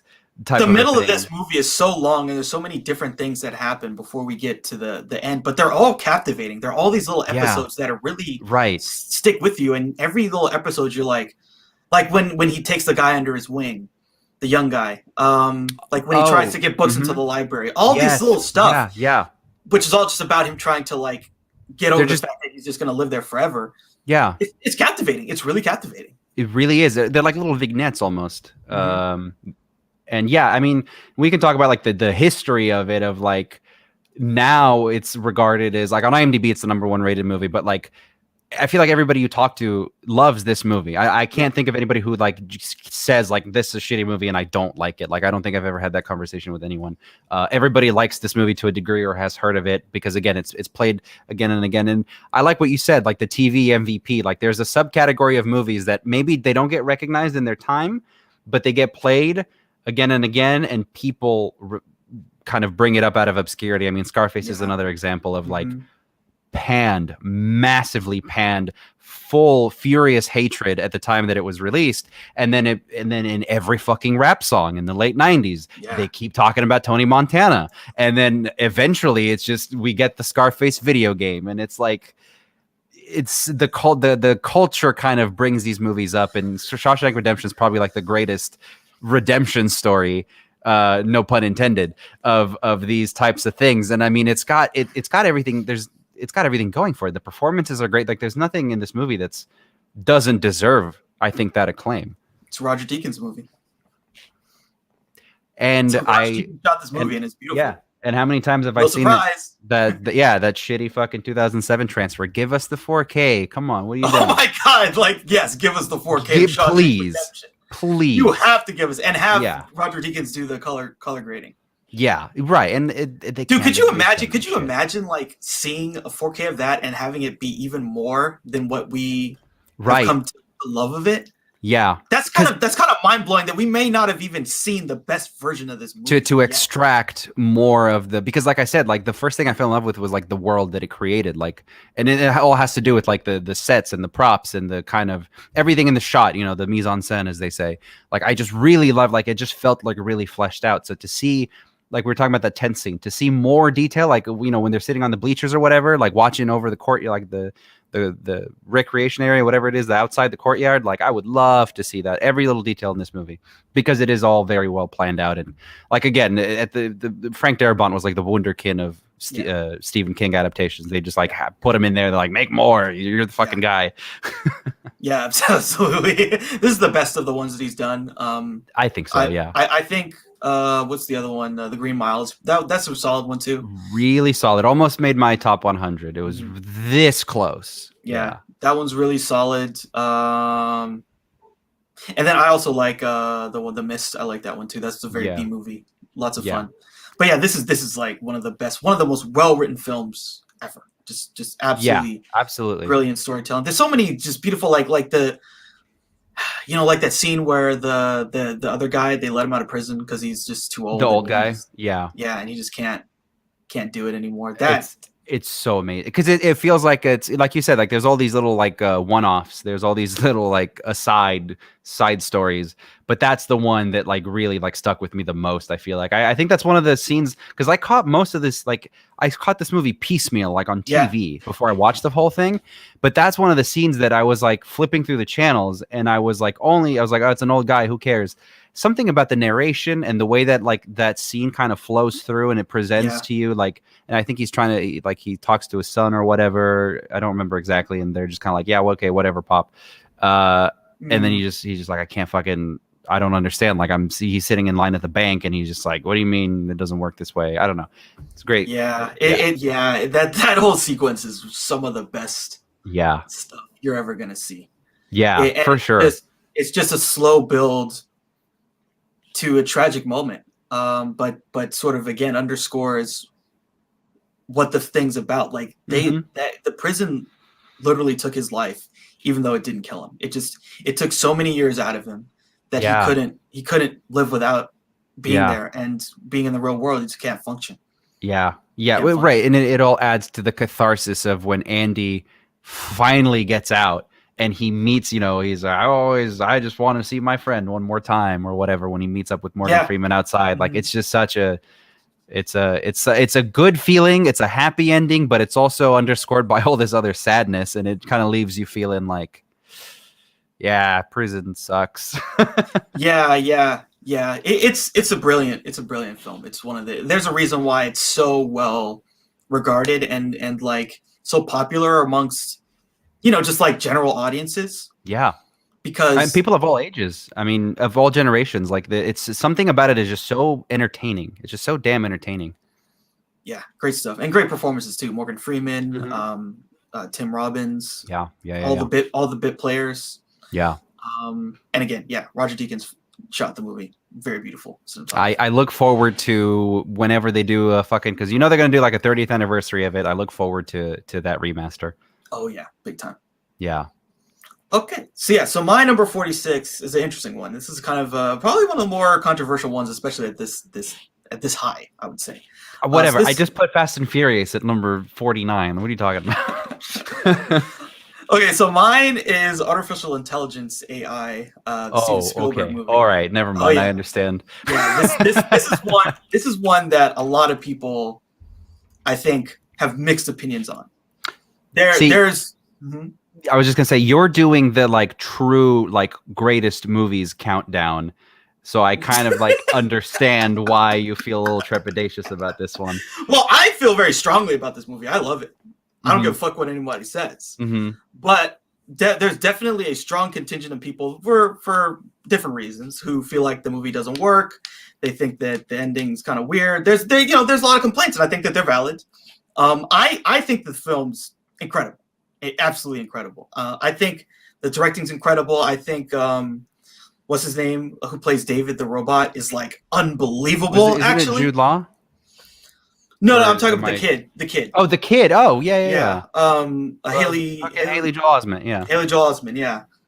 From Sixth Sense. The kid actor. Incredible. He's absolutely incredible. And yeah. So this movie is about so basically this family, they have a son, and the son gets into a coma, and they don't think he's ever going to come out. So the dad works for this company where they are doing robotics, and this is in the future. It's like I forget, like the 2070s or something like that. And so then they start them in this pilot program. We're going to give you this robot, David, that will be a stand-in for your son. And so, they bring him in, and then there's this whole thing where, if you make him imprint on you by doing this series of things, he'll love you forever. And so don't do that if you don't think it's going to work out. So after a while, we get some kind of fun stuff where the family is dealing with this robot child. The mom does the thing, imprints him. Mm-hmm. One of the absolutely greatest moments like I've seen in terms of a performance. Like in that scene, he goes from being a robot to being sort of human and loving her. Man, it's incredible. Mm-hmm. Like you just see it change. You see it change, and it's unbelievable. And then, of course, things go wrong. The other son gets out of his coma. He's a piece of shit, horrible. He's a human, right? He's a horrible person. Right. And so then obviously they end up having to push out the David. And he gets sent off into the world, and the world is really, really bad. It's a bad world, and he just spends the rest of the movie trying to get back to his mother.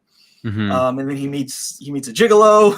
He has a teddy bear. Yeah. There's this crazy scene where basically humans are killing robots, and they don't kill him because robots can't plead for their life, but he does. Mm-hmm. All of this comes up to a crescendo where he gets frozen underwater in the ice, and then it's like 2,000 years later, some I wouldn't say aliens there. Well, I'll get into the ending, but it's got to be aliens. they're not really aliens. Basically, they're him. They are the descendants of David. They are basically a silicon-based life form that came out of like what the AI that we created, and then at some point they come back to Earth later on to sort of figure out what's going on. But the whole point of this movie is that it's a fairy tale about the origin of this new species, and he is their story that they tell about how they became themselves. Yeah. That's why. So like you see at the end, there's this really very cool scene with some really cool shots of like seeing the whatever this civilization is and their technology, and they are excavating the earth, and they have these really cool, like, I don't know if you call them like a ship or something, but it's all just like little plates, and then the plates kind of dissipate. And they find him, and they can communicate sort of like I'm not sure how you would put it, but like basically they take his memories and they can implant it on other people just by touching each other. And so then all of them almost immediately know his story. And at the end they basically try to grant his wish, and they sort of do, and then him and his mom die together at the end. E.T. phone home. Yeah. Very sad. But yeah, I think this movie, again, it's a very interesting fairy tale about, I guess you could say, love. I think it works. I think I can see why some people sort of have misgivings about the ending and some things like that. I think the direction is incredible. I think, again, this is like basically a Kubrick Spielberg collaboration. This whole idea, that's how they came about. And it's sort of like a Pinocchio sort of riff. Pinocchio for the 21st century. Yeah, and yeah, I just think it works, and I think this movie is really really good. So yeah, I haven't. I watched this movie once a long time ago when I was going through the early 2000s Spielberg era, when he started getting into sci-fi a little bit for just a short period, where he did AI, he did Minority Report, then he did War of the Worlds, and like he there was like that kind of era of him. I watched it the one time and I thought it was cool, and I didn't really pay much attention. So unfortunately, like I feel like I have a lot to say about this movie. I just don't have the thoughts formed because I've seen it so long ago, and it was kind of a whatever movie for me at that time. Like I liked Minority Report a hell of a lot more. But what I do think is interesting and absolutely mind-blowing is that despite kind of like, because this was originally like a Kubrick project, and this was going to be his big kind of like, this was going to be his next 2001 in terms of like revolutionizing like a sci-fi concept for film, or whatever the fuck the case, like however it was presented or marketed.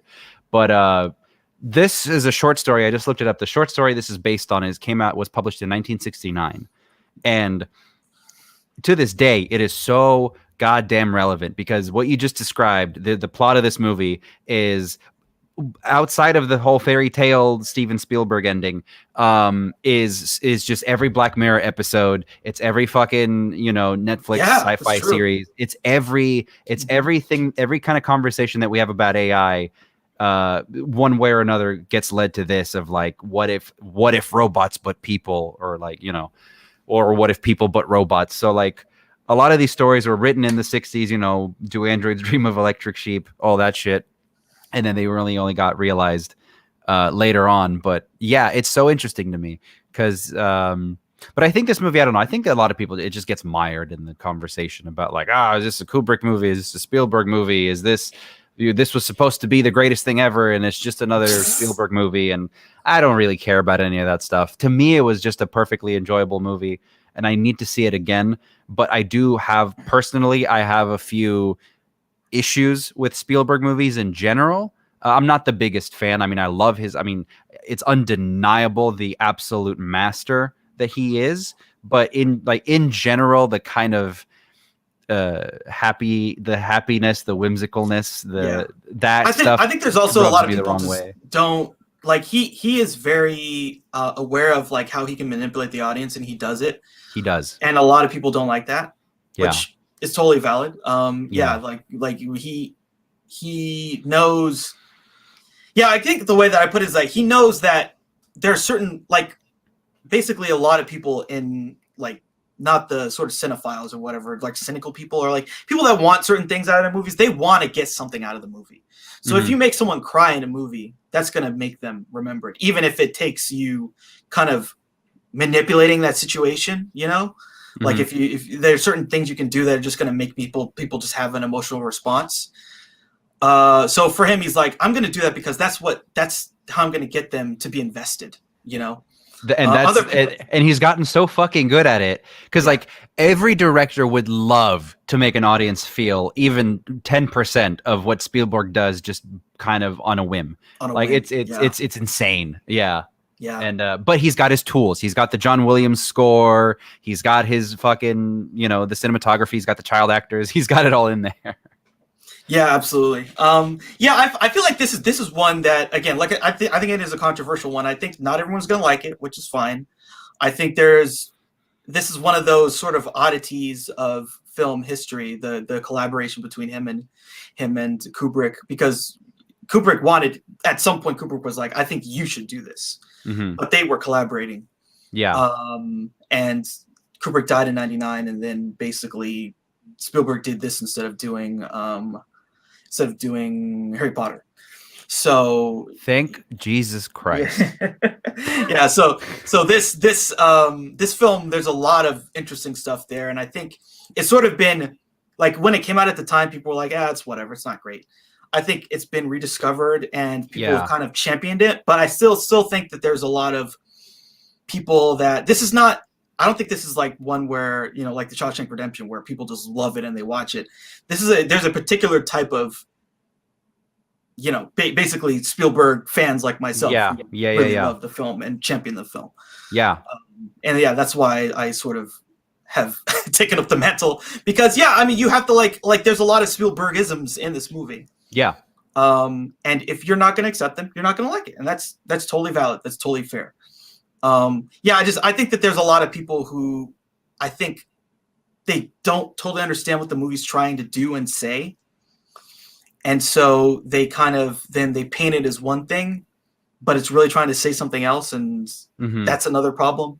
So it kind of gets lost in the shuffle. The delivery isn't totally perfect, Mm-hmm. but if you can understand it and accept it, I think it's a really great film.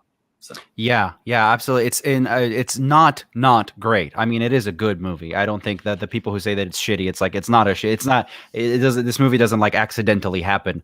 It's has just as much thought as any of his other movies put into it. But I think for me, when I saw it, I was just kind of like cool because in Yeah. a lot of ways, it's obviously expertly crafted, but in a lot of ways, it's kind of a retread of kind of what he did with E.T. and Close Encounters and that kind of like, the big idea, like the humans and the aliens, or in this case the AI, or whatever the case may be, our relationship with a higher power, whatever, that's like a lot in all of his films. And so to me it just kind of felt like another one of those.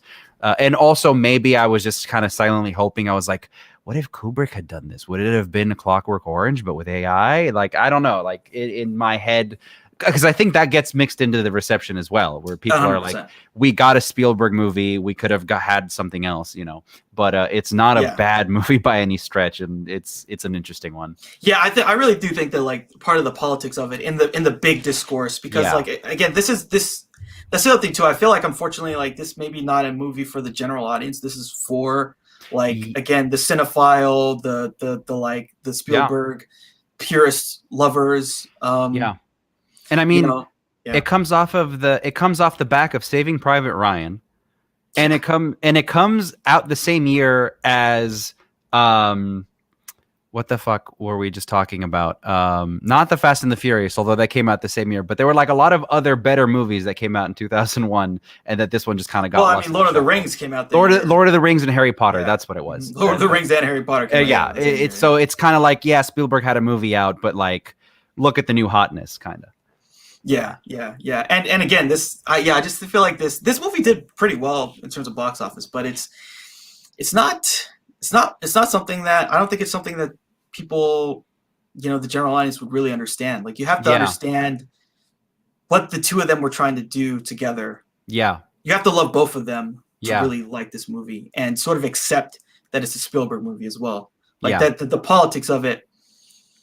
And this is I think why this film is kind of in a hard spot, because the people who are arguing over this are like cinephiles who are like, that's true. They're all going to be Kubrick people, right? Mm-hmm. And so that just makes it like the film's stuck in limbo. It's like there's not enough of those people who are like, no, this is a Spielberg movie and we like it that way, Well, I'll put a cap in it this way. A friend of mine who is not a movie like a cinephile by any stretch of the imagination, he knows the name Spielberg. He's seen Saving Private Ryan and like maybe a couple other things. I don't think he's seen E.T. I don't think he's seen Close Encounters. A friend of mine a couple of years ago told me that he's like, oh, I watched this movie AI the other day. I was like, oh yeah, it's a Spielberg movie. He's like, yeah. Dude, it really affected me. Like I cried. Like this movie was like, I really made me think about like, life and, mortality, whatever the case may be. And I was like, cool. I mean, this is a very general audience person, so it does obviously it has all of that power built into it, but it depends how you come at it. Because if my friend had been like the ultimate Close Encounters stan, he would have, or he would have been a Kubrick fan or whatever, he probably would have seen it differently. But as a general audience, even still, he was really affected by it. So yeah, you never know. Yeah, it's an interesting film. Again, like I feel like the only person I've ever seen really champion this film was A.O. Scott, the critic. He talked about really loving this film.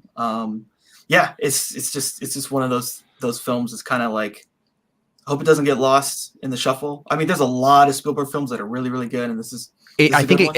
it came out kind of lost in the shuffle, but I'm hoping that it's going to be something like some of the other movies we're talking about that is going to be rediscovered as people kind of come through, Yeah.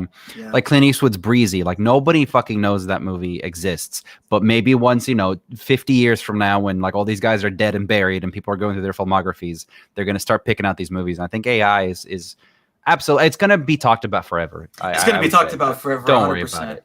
Yeah. 100%. Yeah. Yeah. Yeah. So that's that's my we have 46. That was my number 46. AI. 46. Cool, dude. Good picks. My number 45. Yippee ki yay, motherfucker! Yeah. We made it. We made it to Die Hard. Die Hard was always going to be. It was like I had like 5 movies that I put on this list in the beginning. Just spit them out. Die Hard was one of them.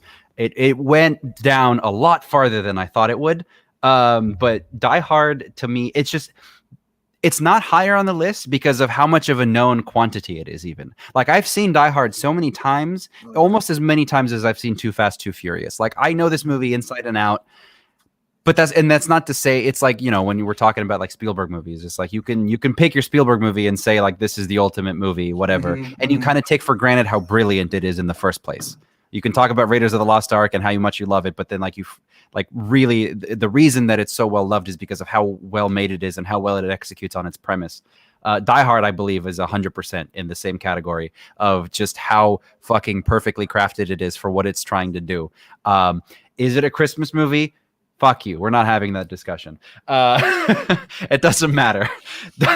Die Hard is it stands so much more on its own as a not even just a great action movie. It's just a great film. The way that it's made and everything. I mean, it's a fun concept of like, what if we took a guy and we put him in the middle of this like crazy circumstance? Like, it's one of those movies that I struggled to think of like a category for him, but it's one of those movies of like, what would you do if you're in this situation type of movies that mass audiences really, really love. Like when you go see a horror movie and people are screaming at the screen, like, bitch, don't get the knife, grab the knife, bitch. What are you doing? Yeah. It's one of those movies where like, oh shit, like there's a terrorist, just on the other side of the room. Like, fuck, what would you do? Would you be hiding here? What would you, it's like, what is he going to do? And, John McClane for the most part is like, he's an intelligent guy and he fights his way out of these situations. It's really interesting. It's really like what you're talking about is sort of a riff on the Hitchcockian premise of just the everyman. Yeah. So instead of being put into some spy intrigue or something like that, it's like he's a regular cop from New York. He's in LA. There's a terrorist attack, but he's a real cop who is relentless. That's his thing. And he's just going to do what he does. His thing is, I'm gonna fuck these people up. Yeah. And he's a badass motherfucker. I mean, and you talk about like people talk about like this screenwriting wise, like this movie it's perfect. This movie does so many things that again you take for granted as an audience member, and you don't think about it in the same way that you don't think about how some other movies are so great. But like all of the little things that it does, like him being barefoot, and remember, make balls, make fists with your feet, things like that, like. All of these little things kind of pay off and they circulate, they reverberate throughout the movie. Yeah. And again, for a mass audience, you don't think about it, but it just works. Yeah. That's how I would describe Die Hard. It just works. Yeah, it just works. It's an absolutely brilliant film, and just like one of the great action hero characters of all time. Yeah. Yippee-ki-yay, motherfucker. Yippee-ki-yay, motherfucker. And I mean, it's just got all the things. And not only that, Hans Gruber. I mean, what a character. Film. What a great villain. I feel like this is one of especially for the 80s. I mean, I've seen a lot of 80s movies. And in particular, their villains are shit villains. Yeah. They are just, I am bad for the sake of being bad. And I mean, Hans Gruber's kind of bad for the sake of being bad too. But I don't know. It's something about Alan Rickman, and maybe it's him, and maybe it was, I mean, it is written in the script, but like he just adds so much kind of more personality to it than like a Richter or a Cohagen or any one of these like Schwarzenegger villains who are just fucking cardboard cutout bad guys. It's truly something new, I think, for the genre and for like films in general. Like a good, likable even villain. Like you see him do some horrible shit. You see him like executing people, the boss and stuff early in the movie, and you're just kind of like, I don't know, this German guy is kind of likable. Like it does a lot of things right, Die Hard. It absolutely does. It's just one of the great action movies of all time. And it's going to continue to be played forever. This is another one that at its time, people didn't really, the critical consensus was not strong about it. Right. But the movie made a lot of money. This is a TV all-star. This is a TV all-star. This is 100%. Absolutely a TV all-star. Like, you don't turn this off when you see him, like, you know, when the terrorists, like, take over or whatever. You're like, okay, I'm in. John McTiernan, right? Like John McTiernan, Like another, so I was doing this other podcast and we were talking about the Batman movies, and he almost was going to direct the Batman movie. He would have done Batman Forever if it wasn't for Schumacher. Oh, okay. That makes sense. Yeah, he was in the running. Sort of, I would have been very interested to see his take on. Dude, that would have been sick, because continuing off of the darkness of Tim Burton, I think that would have been really cool. Yeah. It's just, he's hopefully he'll be able to come back after all all the stuff that happened with Murder Ball, and he got to sunk his career. Yeah, he sunk it, dude. Listen, he fucking, you want to talk about career suicide? They're viciously suicided himself. Relentlessly. Career seppuku. Yeah, self-inflicted disemboweling. But yeah, like in the because like so the year before was Predator, right? Predator, yeah. So he's Predator, Die Hard, and he also directed Die Hard with a Vengeance, right? Die Hard with a Vengeance, yeah. Last Action Hero, a couple other ones. I mean, some really great ones. That's some good of the stuff. era. Did he do a submarine movie? Thank You. Hunt for Red October was the one right after Die Hard. Yeah. That's a solid movie. Solid movie. But all these movies made money. They made money. Yeah. Yeah. But he didn't direct the second one? Die Hard, no. They gave that one to Rennie Harlin, who's a fucking degenerate. But I like him, but he's kind of a shitty filmmaker. But you know, he made a lot of money too. He's from Finland, I think. He's an action guy. He's a B-movie action guy, Rennie Harlin. He directs a lot of straight to Netflix movies. But at the time, you know, he got Die Hard 2. He was young. He was an attractive young filmmaker. He married Gina Davis. Good for him. But they together sunk their own careers because they made Cutthroat Island. If you the pirate movie. Yeah.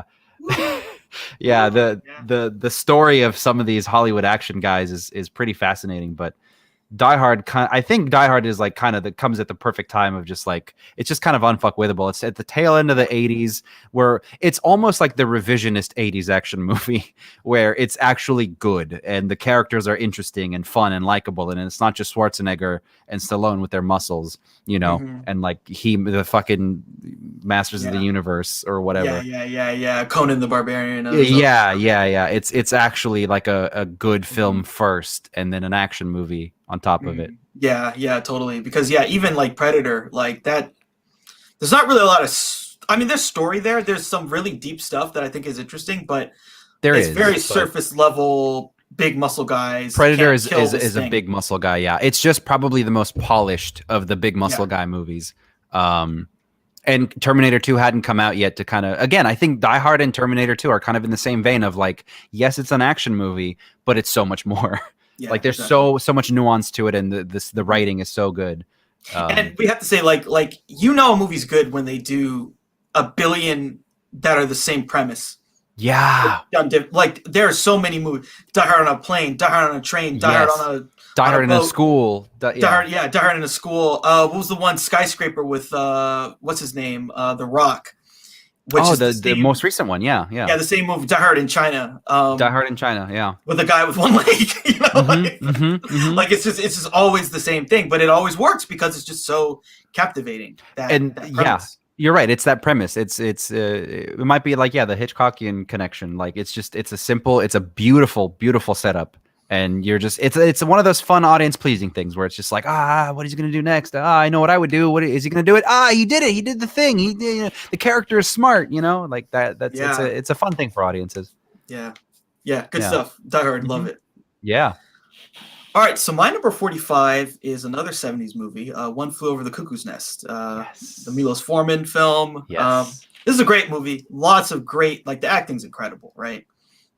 Jack Nicholson's incredible. Yeah. All the bit actors are incredible. The person who plays Nurse Ratched is incredible. Incredible Nurse Incredible. Ratched. Yeah. So good, in fact, that Netflix fucking made a series about her. Yeah, they made a whole TV show with what's her name? Who's Sarah another Paulson. Ryan Murphy, Sarah Paulson. Yeah. They're like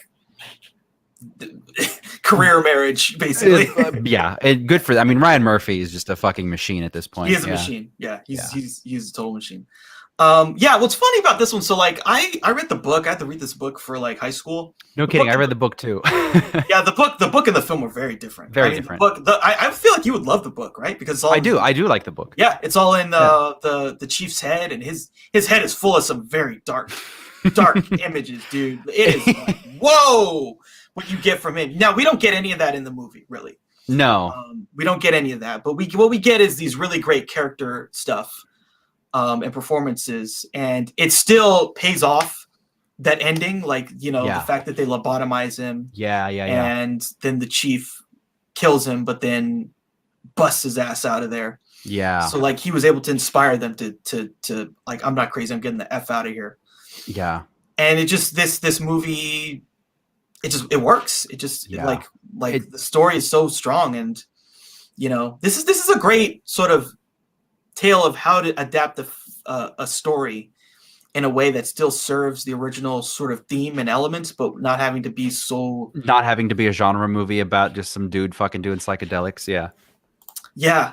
Because like that stuff, like I remember like those chapters in the book where it's the chief and he's talking about how the shit he was seeing. Yeah, right. Like, yeah, you have to read that stuff. But this movie's still able to like kind of work really, really well without having to be a slave to doing that and maybe not even be able to pull it off. Mm-hmm.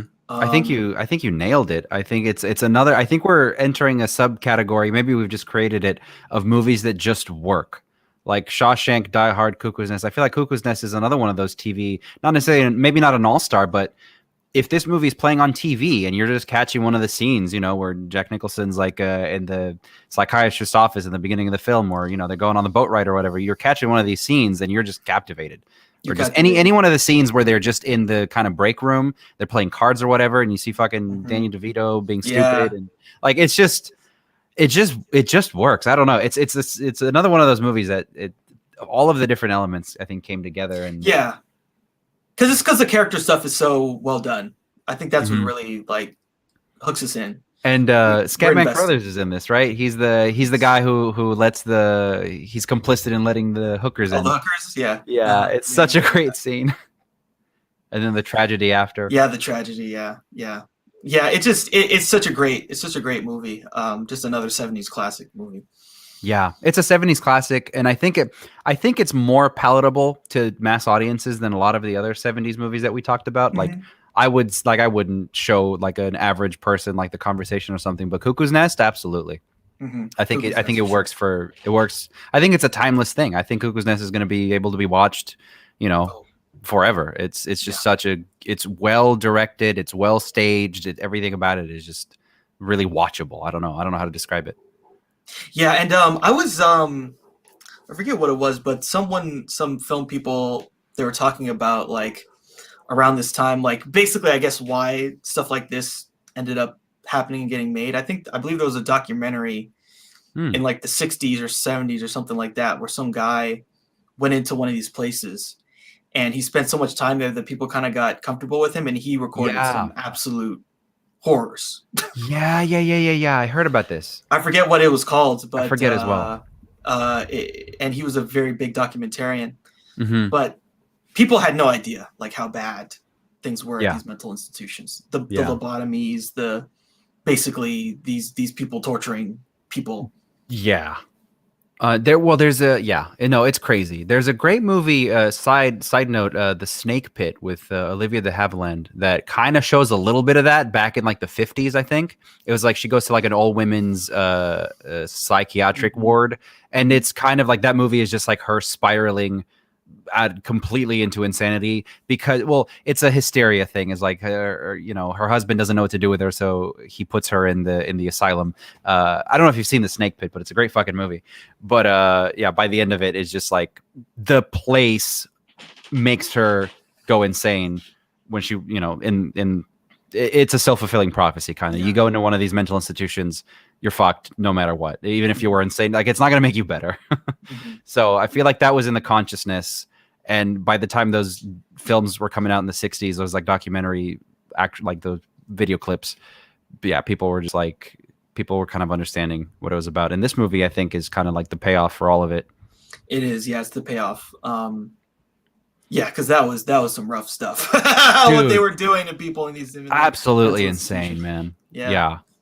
I mean, I think in California it wasn't until like, I forget when, but it was very long when they would force sterilizations of people.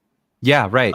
In the state of California, like that's right. Yeah. Like 70s or something like that. Like they would do all kinds of horrible stuff, just totally take their autonomy away. Yeah. Crazy, totally crazy. And this just sort of goes there on a certain way with really good characters and really and I mean direction. and Jack is insane. He's literally insane. That's why they put him. What does he say? He's, I like fighting, I like fucking. Like that's enough to brand him insane in the culture at the time. So they put him in the institution, and then he actually loses his fucking mind. Yeah. So he's a degenerate, but he's not. Does that make you insane if you're just like a piece of shit? Like, I don't know. It's an interesting interesting question. We'll make you go crazy. Exactly. Yeah. If you're not going to conform to society, we're going to show you why you're wrong, and you'll never be able to escape this. It's a great fucking tale, this movie. Yeah. It's absolutely amazing. So that's my number 45, One Flew Over the Cuckoo's Nest. Yeah, great movie. We'll be talking about it again soon. Yeah, excellent. So number 44 for me is the unfuckwithable Robert Rodriguez Sin City. Hell yeah. Oh yeah, it's just such an amazing kind of coming together of all the elements basically to make this movie. Robert Rodriguez is obsessed with digital filmmaking at this point. He's one of the first, if not the very first. I think he's the very, very first. I think the other one was Sky Captain of the World of Tomorrow was another one where they did a lot of stuff like this. Also, Star Wars, Clone Wars, Attack of the Clones. Attack of the Clones, especially like the way he does the sets. A lot of it is green screen, and then they do it in post. Right. No. But I mean, like, in terms of like making movies with digital cameras, he's absolutely like, it's George Lucas and Robert Rodriguez, because he makes Once Upon a Time in Mexico, and then Michael Mann makes Collateral and whatever. But this movie is just kind of like the perfect of, you see the Star Wars movies and you see kind of how shitty the CGI is. And he's like, what if I just make a comic book? Like, what if I just literally make a comic book with a green screen set? And that's exactly what he does. And it's so cool because, I mean, I don't think we've talked at length about Robert Rodriguez yet, but absolutely one of my favorite filmmakers. But I love that he gets these ideas and he's very DIY. He's very hands-on. He shoots.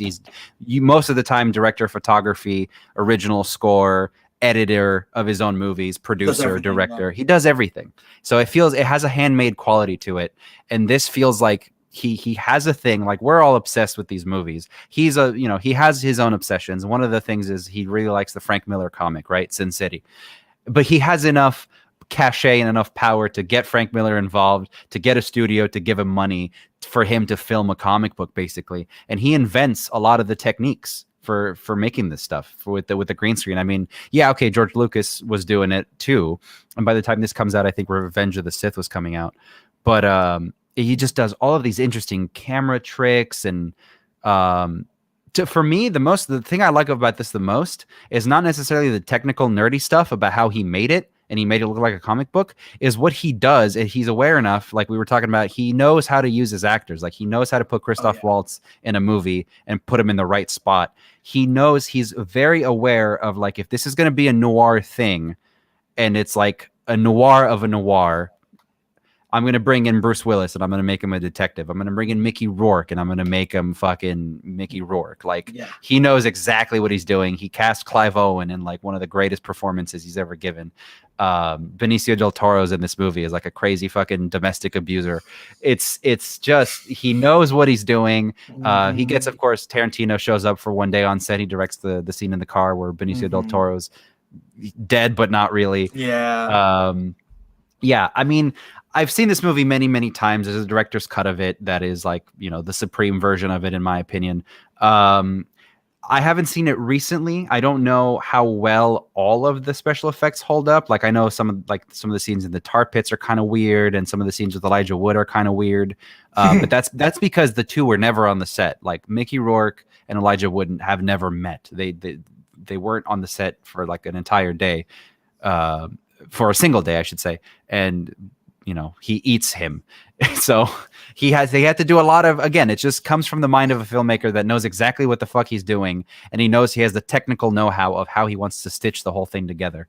And the vibes of it, like, I like noir, like 2 or 3 layers removed from the original, because it just gets more and more like up its own ass. And this is like the perfect amount of up its own ass for me. Yeah. Yeah. My parents and I saw this movie. This was like the first R-rated movie we all saw together. We had to drive. Yeah, I'm serious. Well, that's what they say. I don't know if that's totally true, but well, it's definitely not true, because we saw like Amistad and shit like that together. But like, this is one where, anyway, this has a special place. Like, me and all my friends, we saw this together, and this film's incredible. Like, this film's really incredible, and it's kind of it's so interesting of a film, because first off, it's just a bunch of pastiche of different stories put together, and he kind of weaves a narrative thread that makes them all kind of cohesive. Yeah. But that kind of works, because that kind of fits into like the noir kind of flashbacky, where like the narrative isn't always totally cohesive. So it fits in that way, and it's just beautiful what he's able to do. Like, there's so many scenes that are just like so just incredibly cinematic. Yeah, the way that he paints the comic book, he makes it a comic book. Yeah, it's amazing. I mean, it's interesting because like you hear him talk about it. It's been a while since I did a deep dive on it, but like the way he talks about it, he's just like he's reading the comic book, and he's like, this is a movie. Like, if you just take these panels and you shoot them a certain way, like this is already a movie. And I just love that he was, again, he was aware enough to do it, and do it in the style that he did. And I have like another friend of mine who's not a very big movie guy. I saw this movie recently, and they're like, dude, I think the way he said it, he's like, Sin City fucks hard. He's like, it is so incredible. And like, there's so many good sort of payoffs and stuff, like the Jessica Alba stuff. Yeah. That whole story arc is just like beautiful and tragic, and like, I don't know. It's just everything about the film kind of just like, it's just so cool, Yeah, like, it's just so cool. You're right. Yeah, and like, so like the first story is like the first one, right? It's the cop stuff, like the dead cop. It's the cop stuff, yeah. The yellow bastard, I think. Yeah, well, the one with Clive Owen, because the one with Clive Owen is they kill, or was that the second one? No, that's like the last. Okay. That's like the one right before the very end. Yeah. Okay. Yeah. I need to watch this again. No, but I get it. There's a couple different cuts of this movie, and he rearranged them. So. Oh, he did. Okay. He did. Because in the like final director's cut, he has like chapter breaks. He like shows you the title card of each story before the story plays out, and in the theatrical cut, it just kind of all flows as a movie. Yeah. Interesting. So that's kind of weird. Yeah, because like in the theatrical, there's a sort of explicit way that, so like for instance, when I forget what her name is, Abigail or whatever, meets with the Bruce Willis character, like Marv is there. He's like depressed. Yeah. And the other girl, the twin, meets him there. And it's just like the way it weaves together, and you're like, oh wait, it's Pulp Fiction-y. It's very Pulp Fiction-y. Yeah. It's definitely inspired by Pulp Fiction, and at least the structure of it. Yeah. And but it feels so kind of, it all works for the whole in a way that, there are definitely so like with the Marv character, his story arc, he has a sort of tragic ending that we then later learn he didn't need to do. Yeah. And then we're like, oh shit, that's really sad. But then it's like, I don't know, it's kind of cool. And it's just really smart the way that, because like this thing is just a bunch of stories. It's just a bunch of stories, and he chose a couple, and he thought, okay, I can weave them together this way. Yeah. And he just chose like a bunch of the best stories, and then he just weaves them, and it just all flows. It all works, and it's all just tales in this place. There's some great lines too. I love like when like they're torturing Bruce Willis. The guy has this long crazy monologue. I just love it.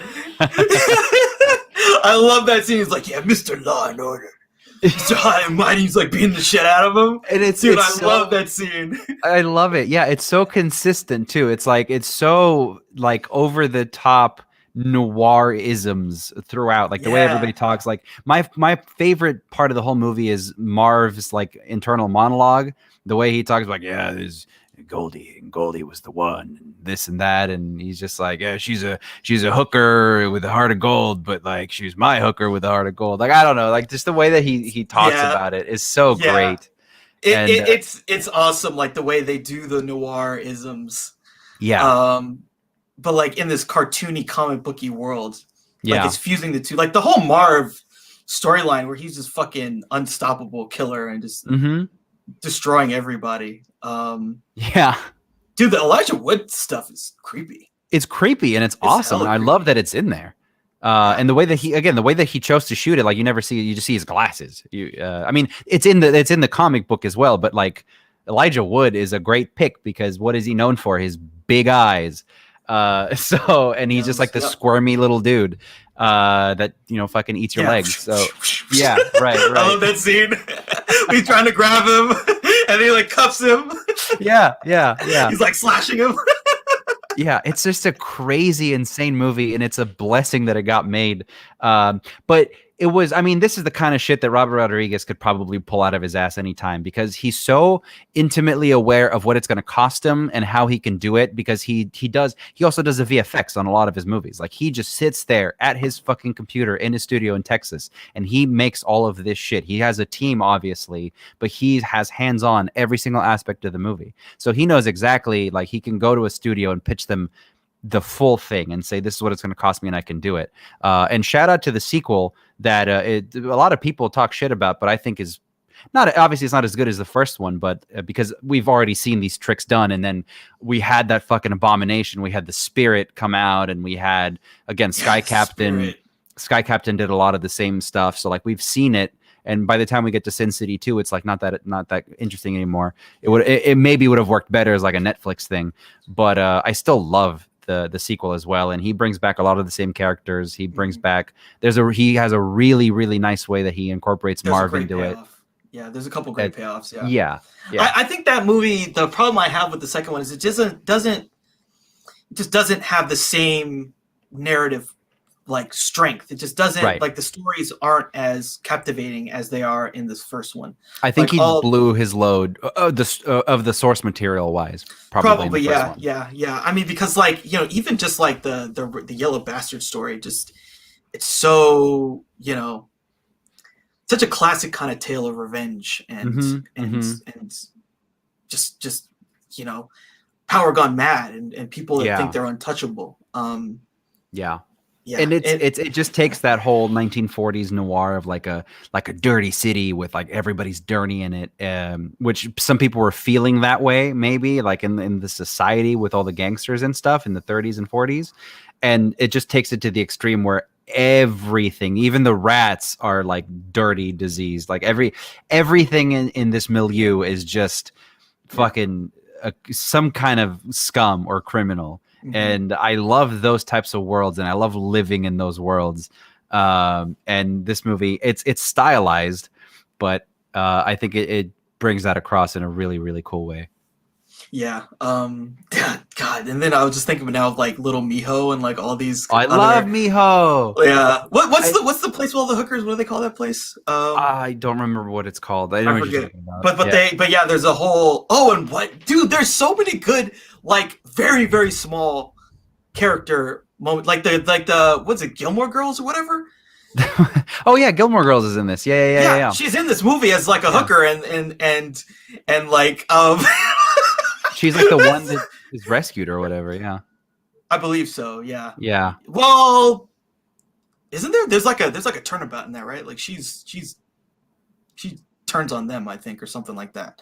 Well, it's the sheer fact that there's like a gang of hookers in this movie is just incredible to me.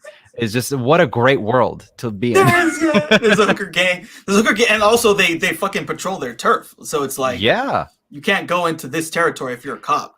And the great Michael Clark Duncan is in this. Michael Clark Duncan, yes, Stukov.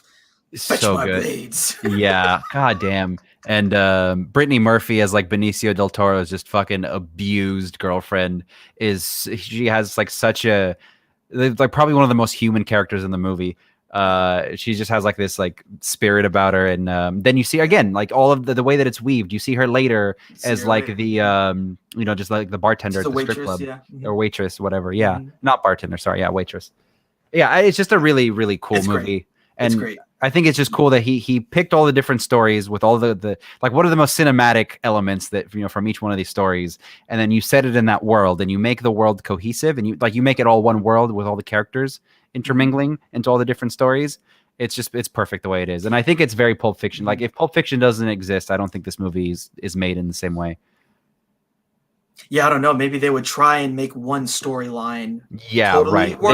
They would do the Yellow Bastard for 2 hours probably. Yeah, do the Yellow Bastard, but like also kind of weave in some of the other stuff, like make him go meet the hookers and make him go. Yeah, just to say, because like that's every other fucking Hollywood adaptation is just like we'll do one story, but we'll show you like we'll make nods. We'll have Lara Croft go and fucking she has her 2 guns or whatever, and she puts she puts the butler in the freezer, haha, like that's a thing from the game too.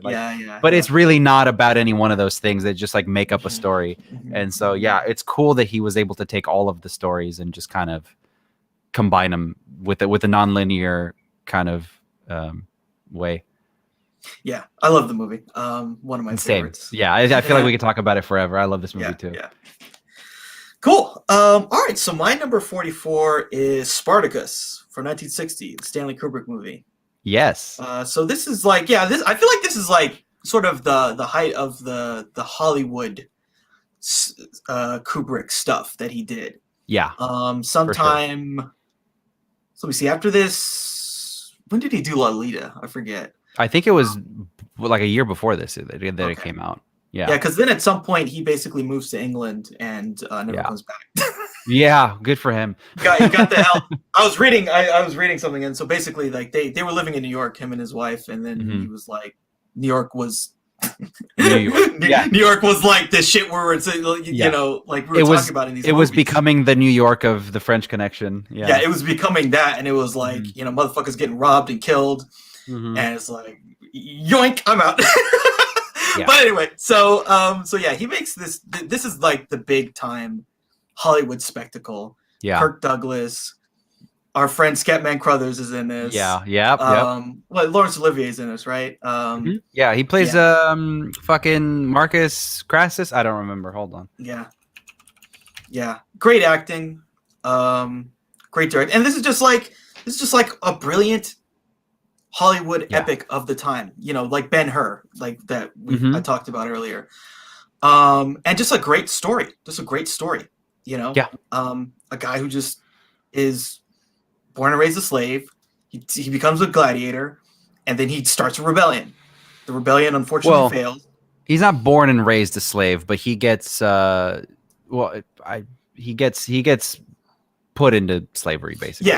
He's enslaved. And they're forced to fight to the death, and it's like holy shit. And so then starts this massive rebellion, and it's just like one of those classic stories of trying to fight for your freedom. Again, sort of like Braveheart kind of stuff.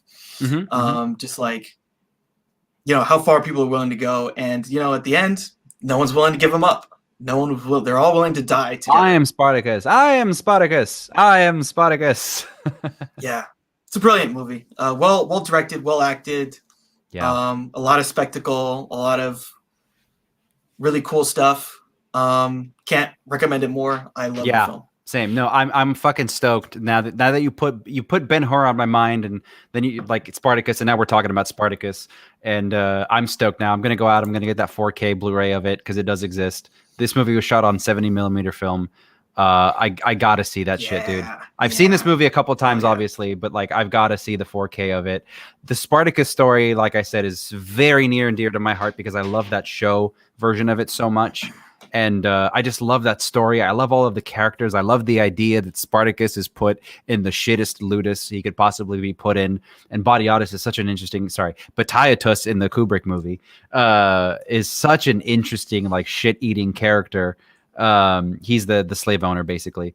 And just like all the backdrop of the Roman politics of the whole thing and the way that Spartacus influences everybody, you know. Like he's a great gladiator, but not everybody else is just kind of obsessed with being a gladiator and glory. And Spartacus is, you know, the one who kind of is able to think about more, and he's able to kind of awaken all of these people and bring some humanity back to them because they're all basically just dogs that fight in an arena. It's a really cool story, and I mean, obviously, this movie is pretty unfuckwithable as well. So yeah, absolutely. It's just one of the great films that he's done. And again, this is the height of him. You know, he'd done a bunch of other stuff like The Killing, which is great. Some other kind of smaller Hollywood films, and this was his big thing that he got to do. This is absolutely the peak of his fucking Hollywood career. Well, the big, like we were talking about again, like the spectacle big Hollywood movies. I mean, and this is kind of the end of that era too. I feel like the 60s didn't really have too many of these. Yeah, I think what ends up happening is they start making like Cleopatra and these other like that are too big.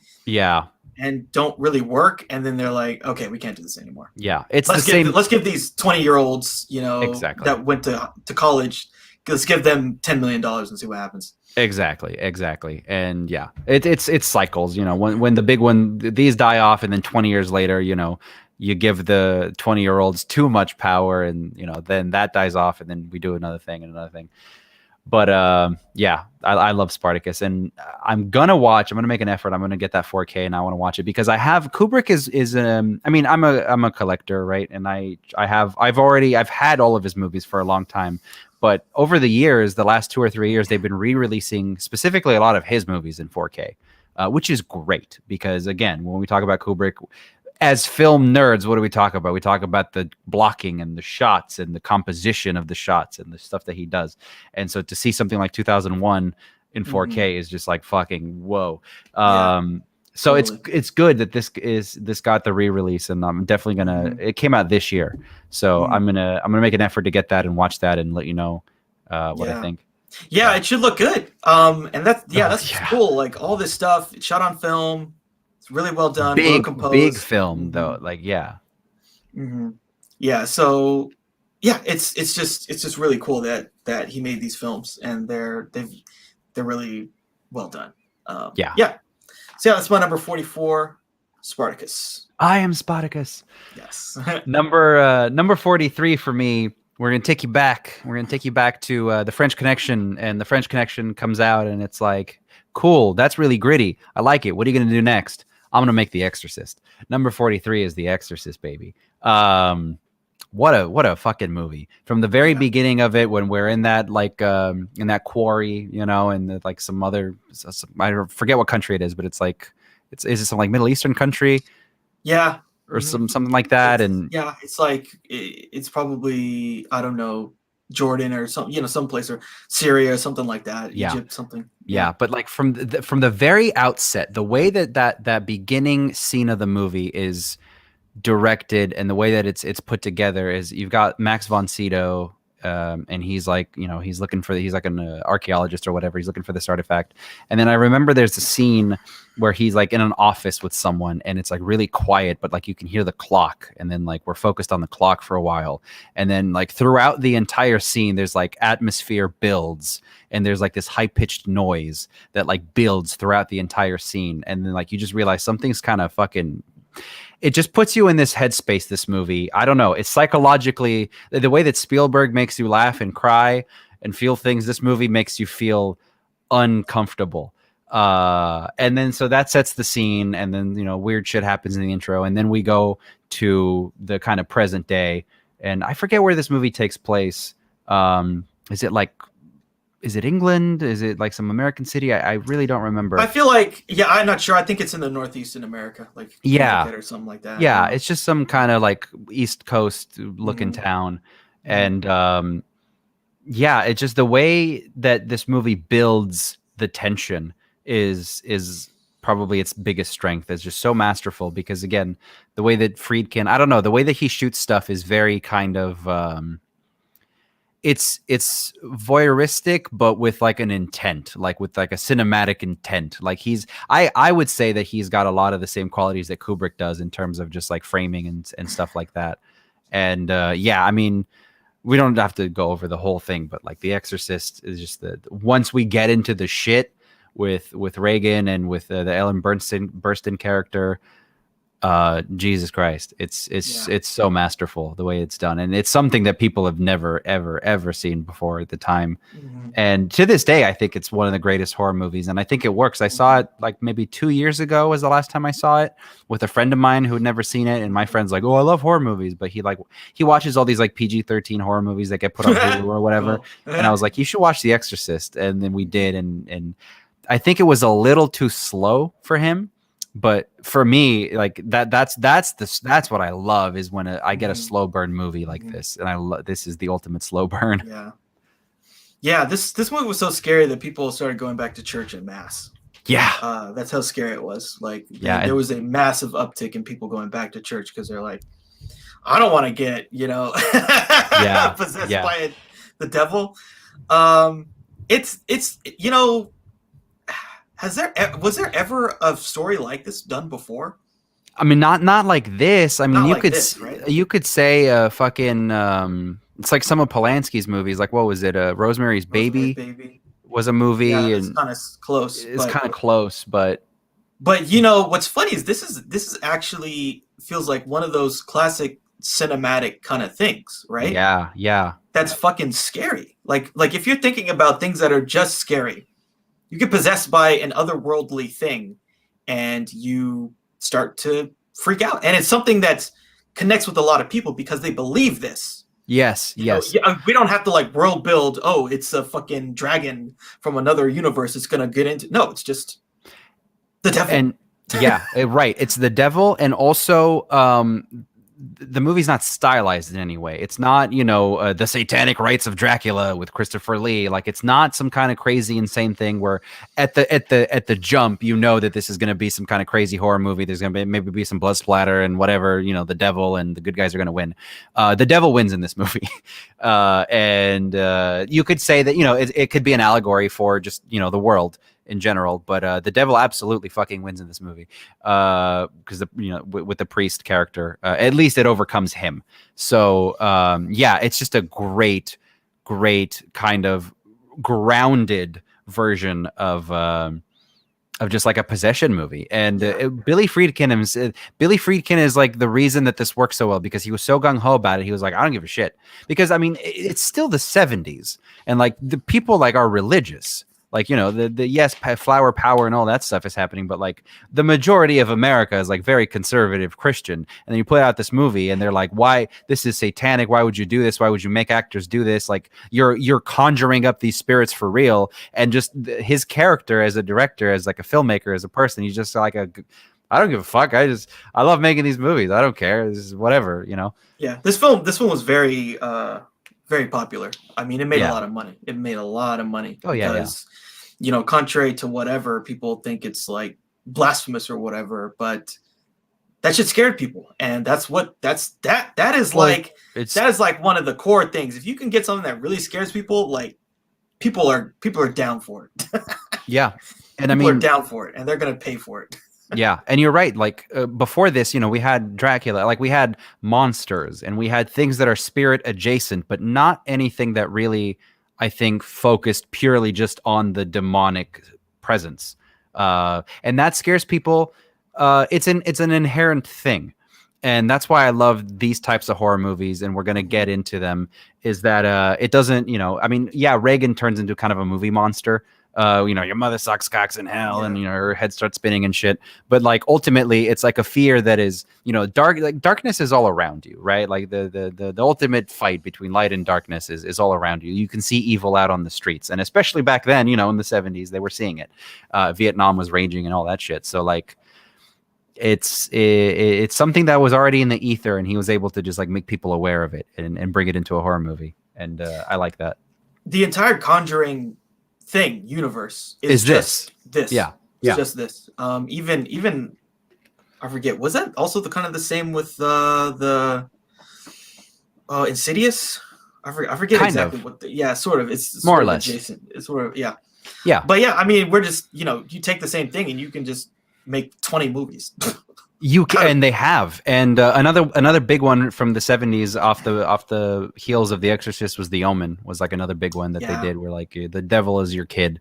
But yeah, like it starts this whole thing, but it more importantly for me, it starts this like R-rated horror thing that's not about the splatter, but it's just fucking scary. Like I think I told you the story when they were submitting The Conjuring, the first one, because The Conjuring, like you said, it's set in the 70s, and James Wan does a lot of like zoom lens, a lot of composition that's like akin to the 70s because he's smart about it. And they submitted it to the MPAA for a rating, and the MPAA could not give them a content descriptor as to why the movie's rated R. They just said it's rated R because it's fucking scary. Like we just don't. It's something of it just gives us the heebie-jeebies, and it doesn't feel like there's no F words in it. There's no over the top gore in it. We just cannot give it a PG-13 because it just makes us feel things, and I love those types of these types of movies. Yeah, basically it would scare the shit out of 13-year-olds.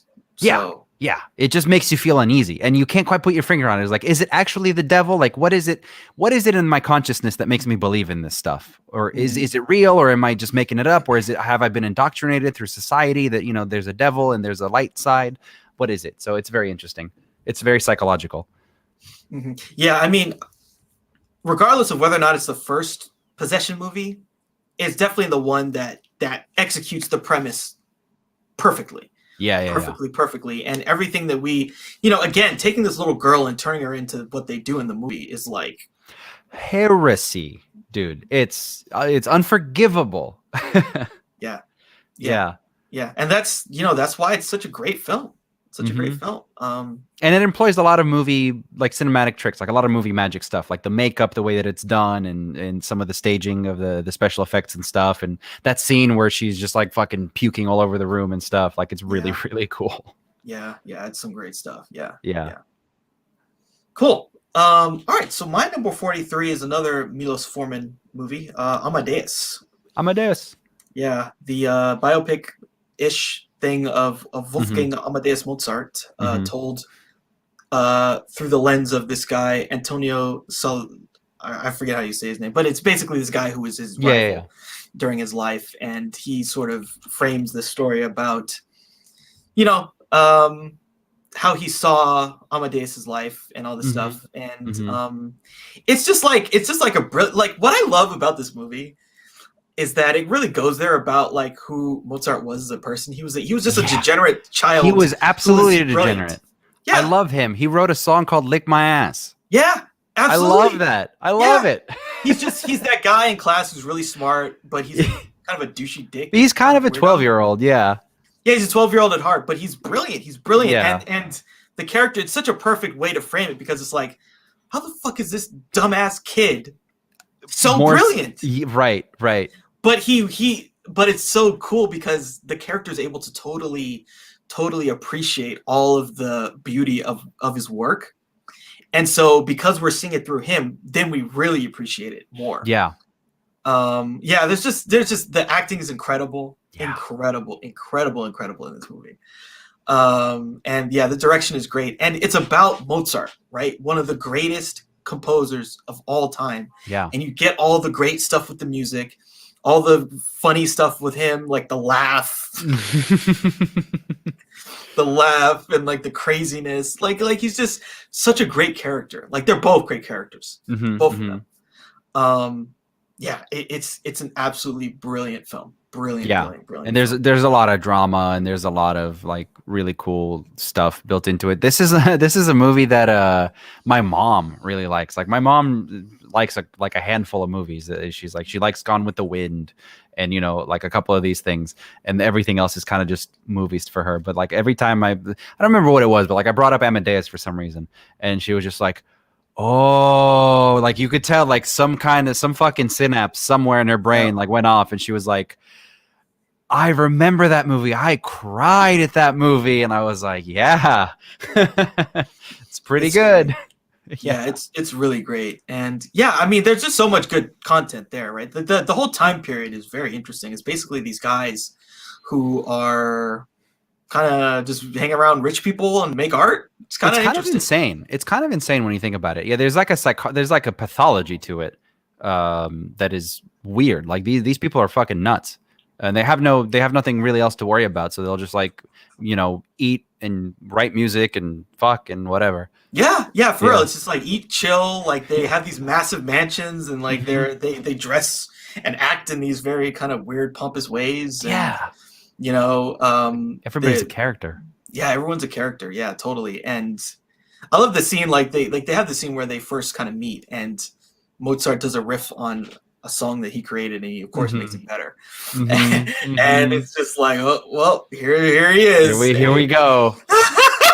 Yeah, it's a great rivalry movie. There's a couple. I can't think of any off the top of my head, but there's a couple movies like this that are just like the geniuses competing and that kind of thing. But more than that, I think it's a great example of how to do a biopic. It is. Yeah. It's like it kind of brought it back because like we've been after this movie, I feel like we've seen a shit ton of biopics in the coming years. Yeah, for sure. But like I was saying, there's so like the operas are beautiful, and it's just such a great way to give us a film that gives us that, but also gives us character too, and does all this stuff with good direction and these great set pieces. Yeah. Because it's it's just an interesting time period and interesting characters, but like it needs to be more. We need to create a real story that's actually can like make your mom cry. Exactly. Just listening to beautiful operas maybe won't always get that emotional impact, but like telling the story this way is really going to affect people. It's a brilliant film. I absolutely love it. Yeah, I love it too. It's one of the greats for sure. Cool. Yeah, so that's my number 43. Amadeus. Cool. Amadeus. Awesome. Speaking of the greats, number 42 is absolutely one of the greats. Evil Dead 2. One of the greats in its genre for sure. It's just groovy. What can you say about Evil Dead 2? It's such a weird movie, and it's so great because it works. It's amazing. So the first Evil Dead, kind of a weird, unassuming, very intense horror movie shot on like literally no budget. Yeah, but like it's very intense though. Like it's very horrific. But what Evil Dead really does that some of the other movies kind of weren't doing is that it really amps up the gore and the violence in such a way that is like those 70s, 60s Dracula movies wished they could be. And a lot of practical effects, people's fucking faces melting and decomposing into worms and like all this crazy, crazy shit. And then Evil Dead 2, rather than picking up from there, is like re-envisions the entire first movie, and it is non-stop. It is non-stop a thriller. Right? The movie is like it's like 84 minutes, I think.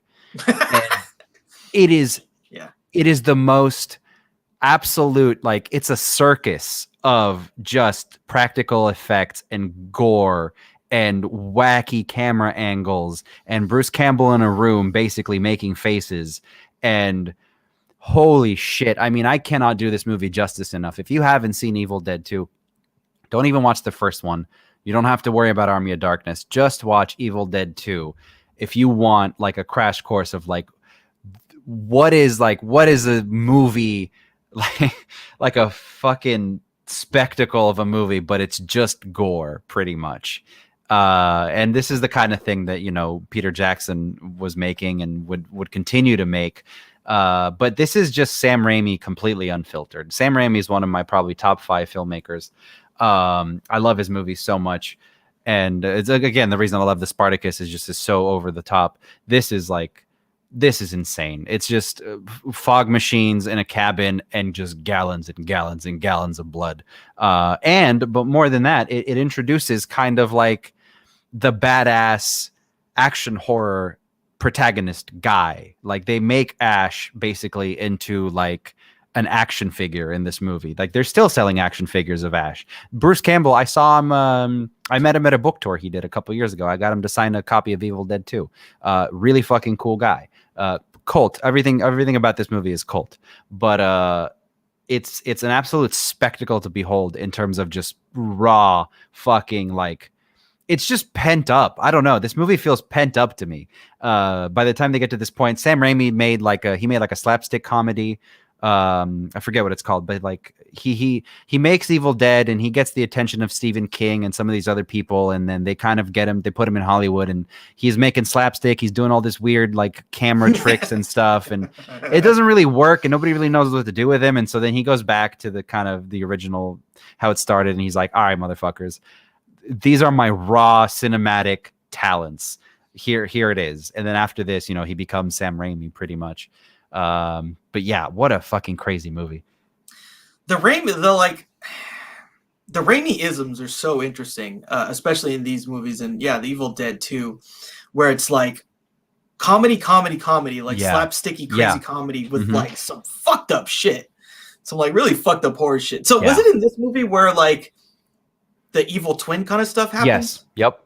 Yeah, and isn't there like some scenes where he's like fighting himself and it gets really cartoony? There's quite a scene. Well, and they do it again in Army of Darkness, where like another version of him like grows out of his fucking like shoulder or whatever. Yeah. And they're in a barn. It's a little tiny version. The little tiny ones, yeah. And he's like Gulliver, like they Gulliver it basically. Like Sam Raimi, he's not afraid of like showing his influences. Basically, like he's very much like he's another one of those students of the old movies. But in particular, he's a student of like shit.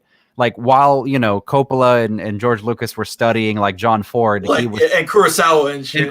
Yeah, he was studying The Fly and Forbidden Planet and just really culty, shitty movies. Yeah.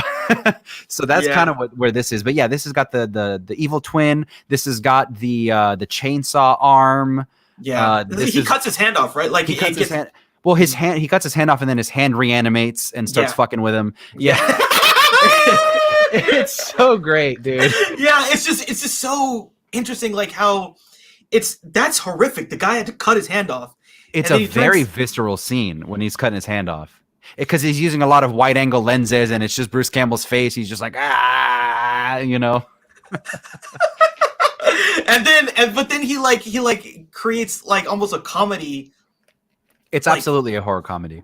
It's fucking crazy. Like, yeah. It's so crazy how he's able to always kind of, do that back and forth. Because like him and his brother's in a bunch of his brother's in like all of his movies. Yeah. Yeah. I think they started in comedy, or they do a lot. They've done a lot of comedy and still do a lot of comedy. Yeah. And so they really like have no fear of putting that in the films. None. Yeah, and you're just going back and forth, and you're like, "Oh my god!" But then you're like laughing your ass off. Yeah, you have to laugh. He dials it up to that point. There's a point where too much becomes funny. So the premise, the beginning premise of Evil Dead is it's like an Exorcist premise. There's an evil book, and the spirits of this book are reanimating the dead and doing all this fucked up crazy shit to this house, basically, and to the people in it. And that's a scary premise, and that's kind of what the first movie was about. And then they dial that up to the right amount of where it's just so crazy that you can't help but laugh. Like the audience has to laugh because if they don't laugh, it's just too uncomfortable. Yeah. And he nails that kind of balance, and this 84 minutes of this movie is just that. It's a roller coaster. It goes up and down. It's insane.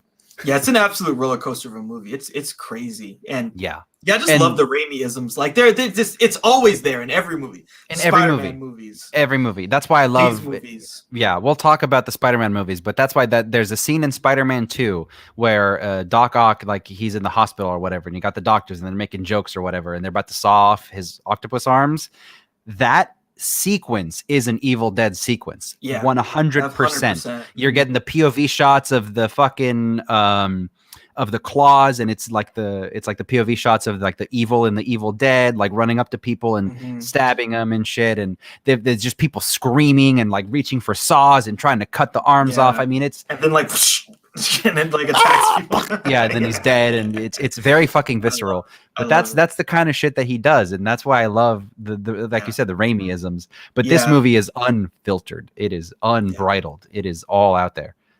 And that's why I love it. Like in Spider-Man 1, like the what was the villain? The Goblin? The Green Goblin dude was just like this dude just went 100%. Like my favorite was like MJ and I, we're gonna have a hell of a time. It's like, whoa, okay, dude. Like you went there. It's like you can't. I love the Raimi-isms. I just love the Raimi-isms. Do you know how much I sacrificed?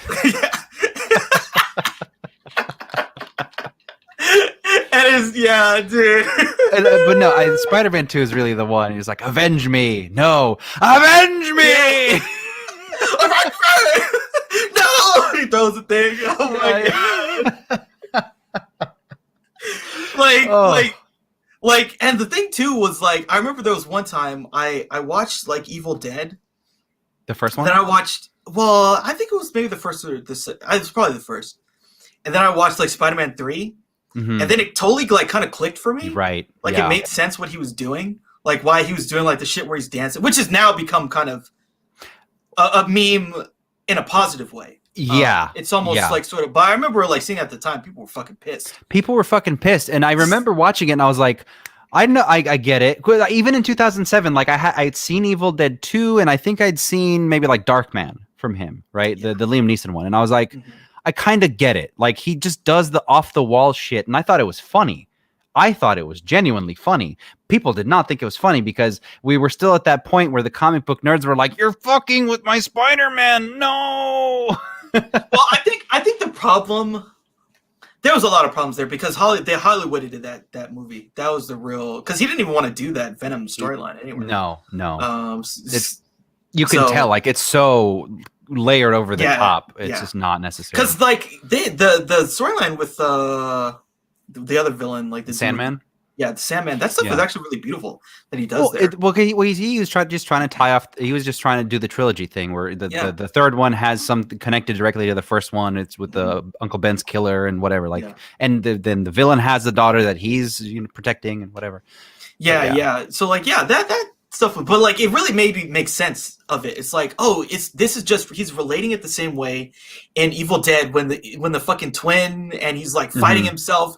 This is the Peter Parker version. He amps up to an 11. Like that montage is actually really funny. Like it's very funny. Like he's like that girl next door. He's like, yeah, give me some more milk with my cookies. Yes. And then he's like at work and he's like talking on the phone or something. And then there's the other chick who's like way into him. Yeah, the Betty, I think the receptionist or whatever. The receptionist, and then he's like out there fucking dancing and shit. Yeah. Oh. No, but that's literally it. That's literally like that's the Raimi-isms. That's what it is. That's him in a nutshell, And I mean, and he wouldn't have been as successful if it wasn't for just like how inventive all this stuff is. Because like you could jump the shark and you can go off the wall and do stuff like this. But like he's really inventive in terms of like camera tricks and camera angles and again practical effects. Like that first Spider-Man movie, the Green Goblin has a shit ton of practical effects to the point where if you're watching it now, you could say, "Oh, this looks shitty." I think it's a better choice than to do shitty CGI, although there is a lot of shitty CGI in that movie too. But like a lot of like that scene of like MJ like latching on to Spider-Man where he's like swinging and she's just like hanging on to like a mannequin basically. Like you can tell, but like those are the kinds of like really old school slapsticky kind of his approach to making these movies. And I love that. And again, Evil Dead 2 is just, it's the most over the top and it's the most adult one for sure. that he's probably ever made. I mean, the first Evil Dead movie had the scene where with the vines, with the girl being raped by the vines, which is, again, that's fucking hardcore and that's horrific. And then in the second one, he just dials it up to like, this is not even horrific anymore. This is so over. This is just too much. I need to laugh now. Yeah. Yeah, totally. But it's so unique and so interesting. It's a very like really works. Yeah, it works. Absolutely. It works. Yeah, and even if you're not in it for the horror or the comedy, if you're interested in like a student of like practical effects and just like camera tricks and stuff like that, like this movie will absolutely do it for you as well. Yeah, cool stuff. Yeah. All right, so my number 42 is one of the great movie titles of all time, Doctor Strangelove, or How I Learned to Stop Worrying and Love the Bomb from 1964, directed by Stanley Kubrick. This is a very interesting film because it has to deal with a very kind of serious subject, us, the human race annihilating itself because our nuclear stockpile is so large that a literal accident could annihilate the human race. Let's play that for laughs. And they decided to do that because that was like the only way that this stuff could actually really kind of get through to people in a way that doesn't make you want to sort of have an existential crisis. Yeah, right. Roll up into a ball and hide under your bed forever. Yeah. Because what I really love about this, like, there's a lot of funny stuff. The Peter Sellers stuff is so funny. Good. Yeah. You can't fight in the war room. The like, Mein Führer, I can walk, and like just him just as the Doctor Strangelove character. It's so funny because it's so like real. Like the American government literally did an operation where we took all these scientists from Germany, like Nazis, basically. Yeah. It was like literal Nazis. And we took them and they founded NASA and they created all the ICBMs. Yes. Yeah, you're right. And it's like, how do we do that? Well, we have this over-the-top ass character who speaks in the fatty, like this crazy fucking German voice. And he's always smoking and he's like fighting his arm. Like, no, don't do that. Don't show them you're still a Nazi. But this movie, it's so funny and it's so real. Like this is like a real scenario that could have happened. Totally could have happened. Crazy General. Like very easily could have happened. Like how these guys have gone kind of especially after the Hitlers and the Stalins and the Mussolinis and all that stuff. Like it's so easy to, it's not even funny. But the movie makes it funny. Yeah. And the thing too, like I love, so like, this whole thing happens where basically the world ends in this fucking movie as Slim Pickens is like, trying to bomb down.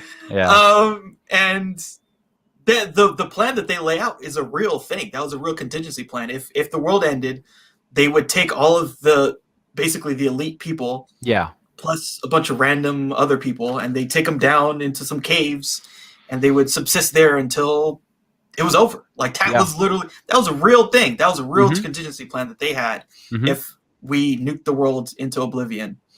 The president and some generals and some other people, some random people they find, would just go into a cave until the fallout ended 200, 300 years later. Yeah. It's crazy. It's such a crazy movie that this movie so summarizes what was going on at this time. The entire mentality, the Cold War mentality.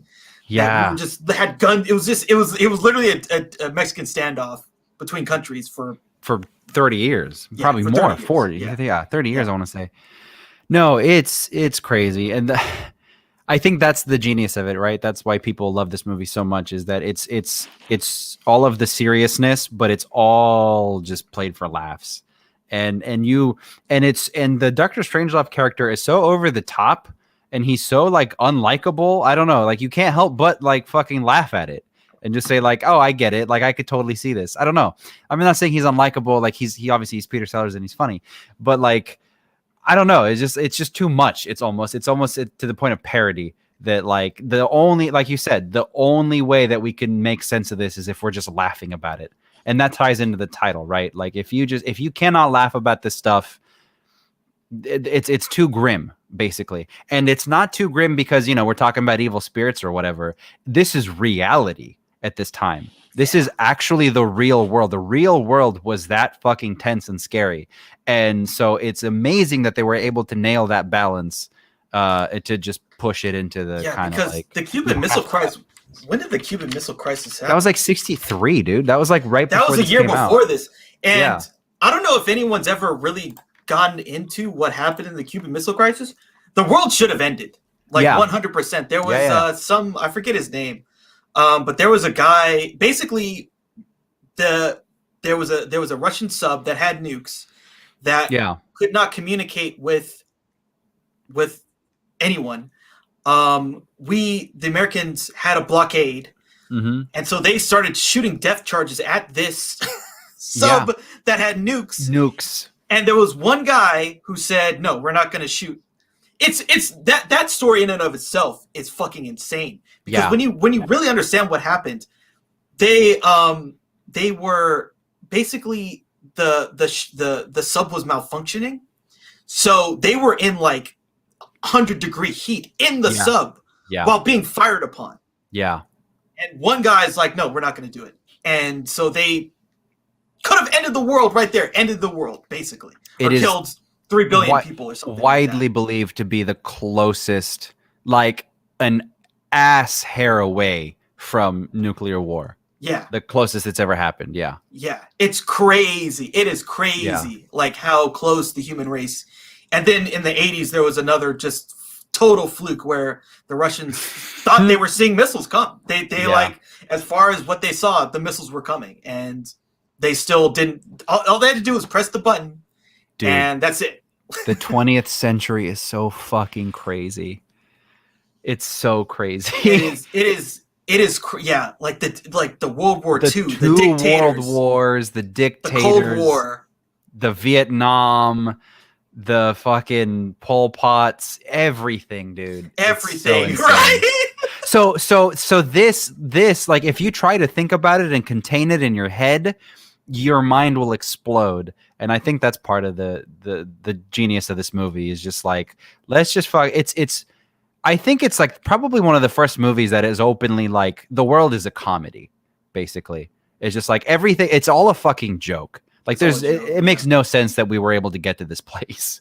And they just turned it into an actual comedy, and he was savvy enough to get Peter Sellers to just do fucking Peter Sellers, which is great.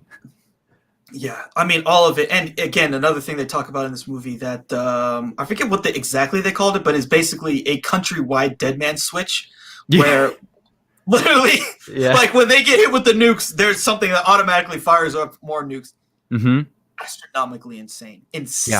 That this is the auspice that the human race lived under and still sort of lives under. I mean, there's... Well, I think we faced other. I don't know if again, an accident could happen where someone, they press a button. Absolutely. And it could still happen. Yeah, I think, for better or worse, I think the world's just gotten so much better at like communicating with the internet, like just sending messages and stuff, so that a Cuban Missile Crisis doesn't happen. But now everything is just hyper politicized. But I don't know. I don't know if that's better or worse than constantly everybody having their asshole clenched over like, are the rockets in the air? Like, we have all this surveillance and stuff in place to know if the rockets are coming or not, and all this intelligence. But it's all happening at once. The CIA, the surveillance stuff, the spy stuff, everything is happening at the same time when this movie comes out, and it is too much to bear. And so it's a cathartic kind of a movie, but it also kind of leaves you with the world ends in the movie, so I don't know, it leaves you it leaves you with a little bit of that Kubrick nihilism. That nihilism. Yeah. I mean, especially like coming out a year after the Cuban Missile Crisis feels very apt. Like, way too there's like another movie I really liked, I saw it this year, Failsafe, which kind of plays it tries to play it straight. I've heard about it. Yeah. It's a great movie. I really like it. And it's no shit. Yeah. I have that. I think I've heard about it. I bought that fucking movie. I have the Criterion Blu-ray of it back there. I just haven't watched it yet. It's beautiful. I love that movie. I watched it this year, and I was absolutely blown away by it. Dealing with this subject is very hard, but I'm glad that people tried to approach it because it's so big, right? It's so big. Yeah. It's so big. And especially at the time, it was so kind of, you know, they didn't want to show their hand, either side. Wanted to like really know what they were capable of. Yeah. But we all knew it was absolute annihilation of the human race. Yeah. And the Cuban Missile Crisis is like an embarrassment, I think, like a point of embarrassment for the U.S. Because of how like fucking close they were. But in a way, it kind of made everybody take a step back and be like, yeah, the Americans are crazy, but woo, like you think about it for a second, you're like, we don't actually want this to happen, like ever. Yeah, I think both sides, because like, you know, that was a moment of real escalation. Like, you know, Fidel Castro wanted the nukes in Cuba. You know, the fucking Bay of Pigs, which is like one of the absolute worst things like Kennedy did. And it just all snowballed into that moment, and thankfully people were able to like kind of back away and de-escalate. But yeah, I think that was the moment where it was really getting close. It was really because like Americans were putting the nukes in Turkey, and the Russians found that to be a threat. So then they do the nukes in Cuba, and then they try to invade, blah blah blah, and it's just like, dude, you're this close. Yeah. And the thing is, like, they almost have no control, right? That's what's even scarier and crazier. And that's what's kind of like what this movie does so well is it's not that the president wants to press the button.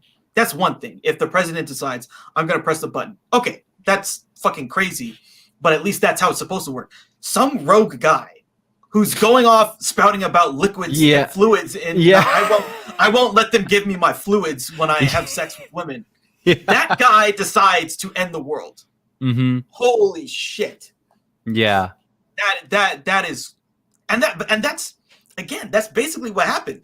The president gives some order. It's not that if the president knew that they were attacking a sub with nukes, he would have said, "Don't do it." But no one could communicate, and we are almost in the situation where the world ends. Yeah, if it's not for one guy saying, "Yeah, I think it's better for us to just die instead of pressing the button." Yeah. Craziness, dude. It is crazy. Absolutely crazy. Yeah, I'm gonna watch Failsafe. I recently picked it up on like a Criterion sale because I'm trying to pick up as many Sidney Lumet movies as I can. Mm-hmm. So I'm gonna watch that one too. And now you've got me thinking about Spartacus and the Cold War. So yeah, I really like Failsafe a lot. Failsafe would be on my top like 200 or 300. It would definitely make it. I really liked it. Yeah, it takes a different approach to it. But I think it still is trying to deal with, because you know, another thing too. So there was a guy from A Beautiful Mind. I forget Nash. Okay. So Nash came up with the whole Nash equilibrium theory, right? Which is that you kind of treat everything as a prisoner's dilemma. And as long as you know, and this is, but then we find out that he's like a paranoid schizophrenic. That and he's it's insane. Like, yeah. It's like we put that on a national scale. The whole world was operating under the idea that you have to act like you're totally paranoid. Yeah. It's crazy. Crazy. Yeah. So, yeah, Dr. Strangelove. Dr. fucking Strangelove. Yeah. Forever. For as a historical document, I mean, if nothing else, if you don't even know what I mean, it's a funny enough movie on its own. But if you really take the time to dig into what was happening around the time when that movie came out, it gets better with every layer of research that you do. That movie it gets so much better it really does. The more you read into it. Yeah. And that's the thing like about these Kubrick movies, he really goes deep. Like he's the type of guy who would get obsessive about a topic or a subject. Yeah, and that's why it took him so long to get movies made. I mean, it took him years to get movies out. And thankfully, he got to a point where he could do kind of whatever he wanted. So, you know, that's helpful too. But yeah, what a talent. Yeah, absolutely. I the more I watch this film, the more I love it because it gets funnier. You know, there's more things I understand about it. There's more historical stuff I understand about it. And it just gets richer and richer. And it's just like, wow, how accurate it is, but how funny it is, you know? Yeah. Just all of it. I love it. Yeah, it's crazy. One of the greats. Okay, so we made it to 41, right? Yeah. We're at 41. Cool. Well, we have to talk about, we've been pussyfooting around it for long enough, but now we finally made it to the point on my list where we can talk about David Lynch. David Lynch, to me, is like absolutely top 3 filmmakers for me personally. Mm-hmm. And it depends who you ask. What did it come from the ether? Is it the transcendental meditation? Is that theory that like everything is there's like a layer of consciousness that we can all dip into and pull ideas from? But I remember from a young age, I've always been obsessed with, and it's very obvious based on this list, I'm always obsessed with the dark side of things. Like I never believe the veneer of whatever the thing may be. I always try to think of like, what's the flip side of it? Like no one thing can be perfectly good to me. And when I found David Lynch movies is when I found like, oh, there's a guy that fucking his entire worldview is based on that. So number 41 is Mulholland Drive. One of the many David Lynch movies that are going to populate this list as we go up. There's a scene in another movie we're going to talk about that like made me realize that like I want to make films in the first place. But Mulholland Drive it's on the list and definitely on the list. And a lot of people consider it to be the greatest movie of the 21st century so far. I don't know. But the more what I like about his movies is that they have so many layers, and I'm not talking about like layers to like you do research about like, you know, the Cold War or whatever, and you unlock more layers, or like the story, the plot itself is layered. It's not that. It's everything to him is an idea. Everything comes as an idea, and he services the idea. That's how he describes it. So what's Mulholland Drive about? Well, it's an LA movie, so it's got that going for it.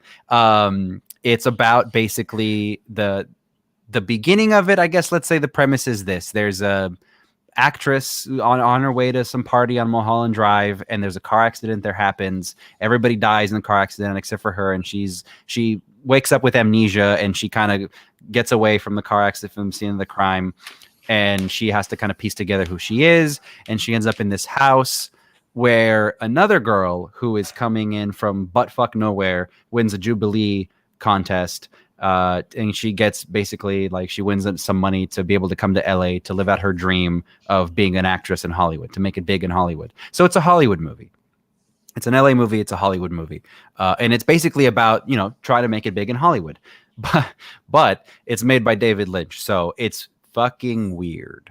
Mm-hmm. David Lynch's particular brand of surrealism is, I don't know how to describe. Like, this is probably one of his least obtuse movies. It's probably his absolute least obtuse movies out of all the movies that he's done. I think this one, and well, not counting Dune, but Dune is whatever. Not counting Dune and like The Elephant Man, I want to say this is probably the least obtuse, like purely Lynchian movie. Mm-hmm. But yeah, I'm not going to get too far deep into it because every single movie that he makes is a mystery, and the work that you have to do to unravel that mystery is what the whole thing is about.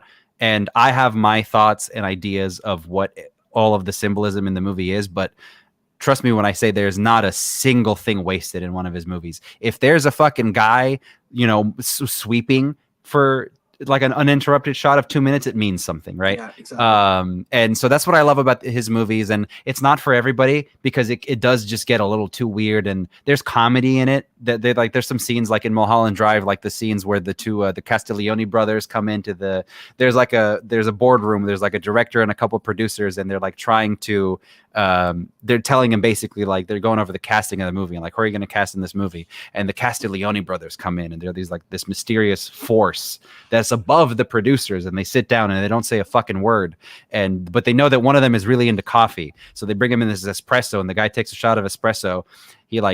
He you know, moves it around his mouth a bit, and then he spits it out on a hanky, and he's making all of these like gross sounds.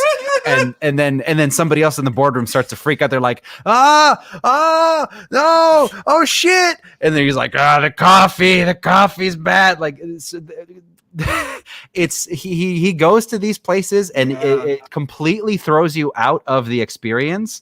But again, every single one of those things has a deeper meaning. Mm-hmm. Coffee in David Lynch movies symbolizes waking up from something, and everything to him is a dream. And people say that everything he does is dream logic, and that's kind of what surrealism is. Yes, but also no. I don't know. There's a lot I could say about I'm a huge David Lynch scholar, but Mulholland Drive makes it to number 41. It's widely considered to be his best film. It's not my personal favorite, but I can see how it's probably his best one in terms of the idea is super clear in this movie. It's more clear than any of his other movies. The idea of what this movie's about chasing the Hollywood dream and how that gets muddled and how the darkness of that kind of bubbles up, because that's kind of, you know, it's always like an idealistic small town setting, and then like some fucking degenerate shit is happening. And Yeah, certainly, and bubbling. Hollywood is the most degenerate stuff, and he goes for it in this movie. It was at a time before, okay, I'm going to let you in on a secret. It's basically a Me Too movie, but you wouldn't know that from watching it. You'd have to watch it like 3 or 4 fucking times and then really think about it. But it's a Me Too movie, but he's not allowed. That's what's brilliant about it. He's not allowed to point fingers and to out anybody in particular, but he's able to craft this narrative of like this absolute overarching darkness over this actress's life and how it ends her to basically, you know, kill herself in the movie. That's basically what the movie's about. But you have to really be into the David Lynch mindset to understand like any of that stuff. Otherwise, it's a kind of a neo-noir with like some horror-ish elements to it. And it starts out as like an optimistic thing, and it ends up as a really, really depressing, really fucking depressing thing. I love David Lynch movies. I love Mulholland Drive. Yeah, I've seen this one too. It's an interesting one. I think the Naomi Watts performance is absolutely incredible. Like she's like one of the greatest actors ever. This movie is, and there's so many layers of irony to it too, because prior to this movie, she was about to move. She was just going to move back to Australia. Just get the hell out. No, that's the thing. She'd been going on she'd been doing auditions for like 10 years and just doing whatever she can, and she just was not being recognized. And and so again, and you think in the beginning of this movie when she comes down the escalator from LAX and she sees Hollywood, and it's like this really cheesy fucking performance, and I'm like, oh no, is this performance going to be this shitty? It's like he's doing it on purpose. He's doing it on purpose. Yeah, it's just such a brilliant performance. I love it. I think there's a lot of interesting stuff with this film. I don't know if I'm like super into the stuff like the really deep stuff. Like for me, I don't know if I can totally consume it well enough. It just racks my brain so hard. I'm like, it does. No, it does. It totally does. Yeah. And I'm just like, what the fuck? But you know, I don't know. I probably need to watch it again. I definitely like. There's a lot of imagery that's very, very strong and very interesting in this film. That shit with the monkey dude behind the garbage or whatever. Yeah. That whole scene. It's such a brilliant scene. The guy who's just like, he's just like, I had a dream and I was going to do this. And he's basically describing just the Hollywood kind of system that like, once you make it, you're basically just making deals with the devil. And ultimately, and like the way that it's shot, it's like got this like floaty camera thing going on where it's like not shaky cam quite, but it's like, it's enough to make you feel dizzy as this guy is telling his story. It's just a lot of really interesting choices. Yeah. There's a lot of stuff there. And like you were saying, like there's a lot of distilled ideas in this movie with great acting and these great performances. It's a really interesting film. And like, I I'm sure you spent a lot of time thinking about the David Lynch stuff, the canon of stuff, what it means, what the different symbolism is. And I'm sure like that just adds a huge layer of like when you're really invested and you can understand and make connections. It really makes it worthwhile even more so than other things. Sure. Yeah. And I mean, he's got he doesn't really start to do like the David Lynch movie as we know it he doesn't do that until Blue Velvet. Blue Velvet is like kind of the one that like is just all of that is in it. All of the super, super, super deep level idea stuff is in it.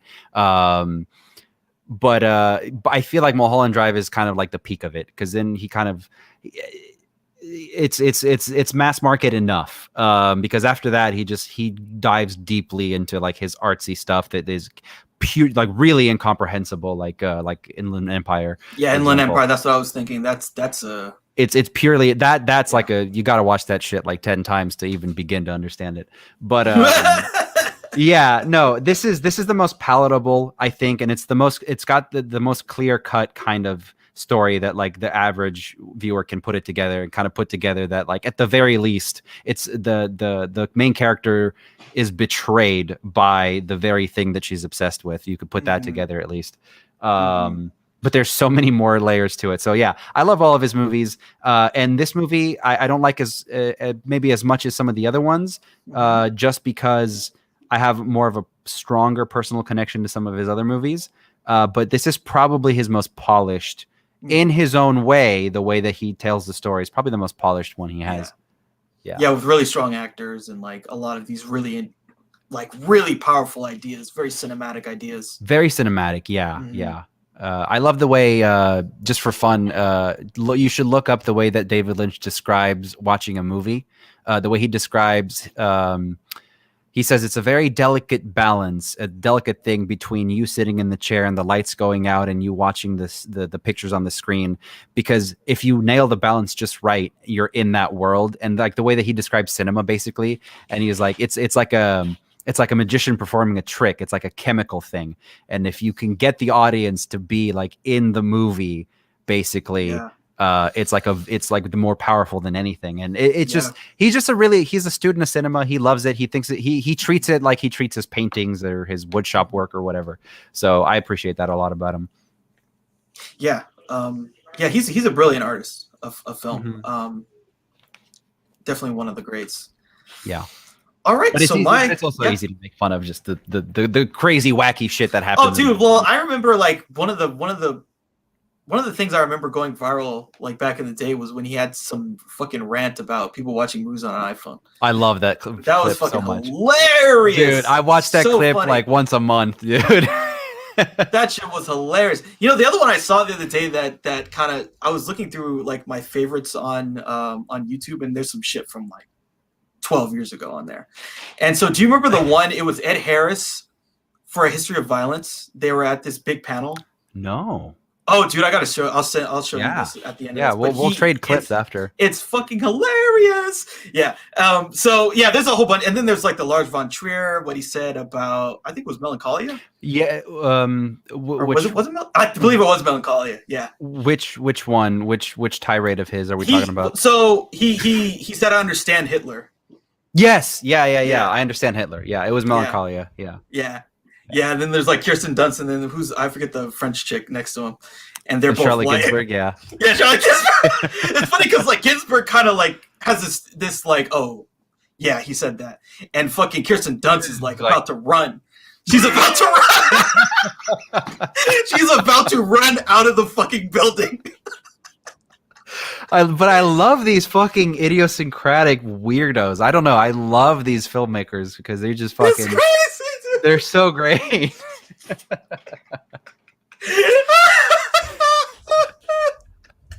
Unbelievable. They're just crazy. And that's the thing, right? It's like these kind of crazy out there people. It kind of plays into Mulholland Drive, right?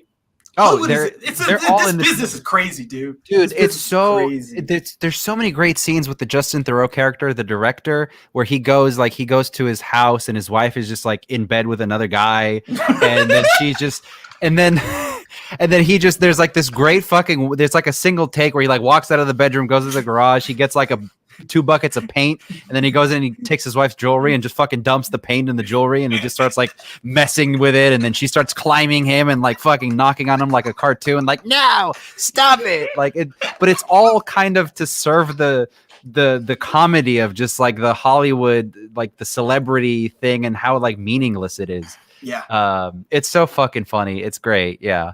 Yeah, it's totally absurd. Hollywood is an absurd, like, the whole business across the board, and it's one at this point now. It's like it's basically one singular thing. Even Europe, people who make stuff in Europe, there's this circuit. Like basically, the European thing is you go to Cannes, you try to sell a film, and you hustle stuff, and it's the same kind of people. It's the same stuff that sells all the time. It's all rehashed shit. Mhm. And it's just all self-dealing, basically. Yeah. It's an it's an absurdity. Yeah. So, and I can't think of anyone more absurd to kind of do a movie about it than Lynch. But specifically, the movie is really about like young actresses, which is even more horrifying. But that's I like the horror that he injects in his movies is never like. It's not that he's trying to do like an Exorcist or something. He's just the horror is just part of the world that he's talking about, whether it be a small neighborhood or Hollywood or what was it? Wild at Heart was like basically fucking Wizard of Oz. It's all there. Yeah. Good stuff. All right, so my number 41 is a film from Mr. Werner Herzog. Speaking of great personalities in film, yeah, dude. This is Fitzcarraldo. So Fitzcarraldo is one of those absolutely crazy movies where you go like, how in the fuck did they do this? Where it's just like, wait, is this actually happening? So this movie is about this guy Fitzcarraldo who decides he wants to build an opera house somewhere in the Amazon, like the Peruvian Amazon. And he's trying to finance this project by doing all this stuff, trying to sell rubber or whatever. But the reason why you watch this movie is they literally tug a fucking boat through the Amazon, and it's on like, was it wires or like some kind of suspension with rope that they're pulling this thing up through a mountain, and it's like, what? What am I watching? Is this real? And he really fucking did that. Yeah. He really fucking pulled a goddamn boat through a middle of nowhere in South America. Yeah. It's crazy. It's crazy. And was it Klaus Kinski is the lead? Mm-hmm. He's really good in this movie. He's always got solid performances in these Werner Herzog movies. Apparently they kind of struggled on this one together. To the point where some guy offered Werner to kill him. I'm serious. I did not know this. Yeah, I gotta go back. I was reading this, and like some random dude was like, I'll kill him for you. I'll kill him, and so you get insurance. And it's like basically that's so funny. And he's like, no, I need to finish the movie or something like that. But Werner Herzog just like goes there with these movies, dude. Aguirre, The Wrath of God, just like going out in the middle of fucking nowhere. Him and Klaus Kinski and a crew and some other actors, and they just make a movie. Yeah. This movie's crazy what he did. Crazy. And it's just so epic. And, the character stuff is good in this too, because this guy, he's basically someone who like has his dream of doing this big thing. And he's going to these sort of amazing feats to make it happen. There's a lot of like filmic parallels there. But it's just unbelievable seeing what they did to make this film happen. Crazy. Yeah, you're absolutely right. I mean, Werner Herzog is like absolutely one of the madmen, like the fucking maniacs of the film world. Yeah. I don't really have too much to say about this particular movie because I haven't seen it yet. I know about it. I know about, the whole like the rigging of the boat and everything, but like I haven't fully seen it yet. I've only seen like a handful of his movies. More so I've seen like the stuff that he's produced and the stuff that he like some of the short documentaries that he's involved in, because he's got his fingers in a lot of those worlds too. Mm-hmm. But like as a character, what a maniac. What an absolute maniac. Yeah. I mean, like the doc, like Grizzly Man. I've seen parts of that. But that's like, about some guy who just gets he gets eaten by a fucking grizzly bear, basically. So, yeah. But the other thing is he's made so many fucking movies too. Yes, yeah. He's constantly working. And in different aspects. Yeah, but I love that he's found his own corner of the world, or at least back then that he was able to just, like you said, show up with a crew and a guy and just make a movie and just set it in wherever it is, and just kind of document that area. Yeah, and this is a crazy story. It's just like, there's some films where you're just like amazed by what people are able to do, what they are able to pull off and accomplish. This is one of those films where it's just like, wow, wow. And this is just some German guy who went to fucking South America, Yeah. I don't know. That's all I gotta say, really. Yeah. It's quite a film.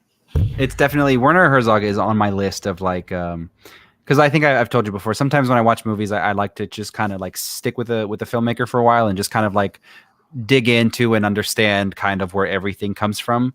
Werner Herzog, I've been holding off on because he has so much stuff, so the myth around him, and he has made so many movies that like I haven't quite dove deep into his stuff yet. I haven't even seen like the like the classics, quote unquote, like this and Aguirre and some of the other stuff. I haven't seen those yet, but I will. And oh boy. Because the thing too is a lot of them now are docs. Like I'd say, he's probably done. He might have done more docs than features at this point. Probably no, for sure. Yeah, I think the last film he made was the one with Christian Bale. Was it? Yeah, I remember that one where Bale got super skinny. Yeah, I saw again. Yeah, I saw that one when it came out, and then I was like, "Who is it? This movie's weird." Like that was a weird movie. For what it was, for like a prisoner of war movie, that was like shot in a really interesting way. I was like, who is this? Yeah. Who is this fucking like? Who is this man? And then I read about him, and I was like, okay, all right, yeah, makes sense. Yeah, well, we'll get there. Yeah, Werner Herzog's Fitzcarraldo. That's all I gotta say. So yeah, and yeah, all right, cool. Well, I guess that's it for this. This section, we got through another 10 films. Yeah, what an interesting. I feel like it's really coming together at this point. Like we've seen a lot of the same stuff, and just the discussions about like the insanity of both of our lists, and like the kind of the mad, whatever drives these people to make these movies is really interesting. Totally, yeah. Film is like it's a crazy art form, man. Like, the fact that someone made a film about carrying a fucking boat up the Amazon, and like how, like if someone said, "Oh yeah, I'm going to take the boat and we're going to take it up the," like, the fuck are you talking about? Yeah. What the fuck are you talking? You're crazy. You just walk away, and then 10 months later, you see the movie, you're like, whoa, it's one of the greatest things I've ever seen. That's film. That's crazy, man. That's crazy. And I hope that, that stuff is not going to completely die out. I hope there are going to be the fucking, the psychos out there who are going to go out and with no backing or anything and make these movies like, these guys were making and all that. Yeah, one can only hope. All right, cool. Well, yeah. So yeah, thanks everyone for listening. Hopefully we'll be back again soon with some more content for you. Oh yeah. And yeah. We'll continue running it down. Have a good night. Thanks for hanging out.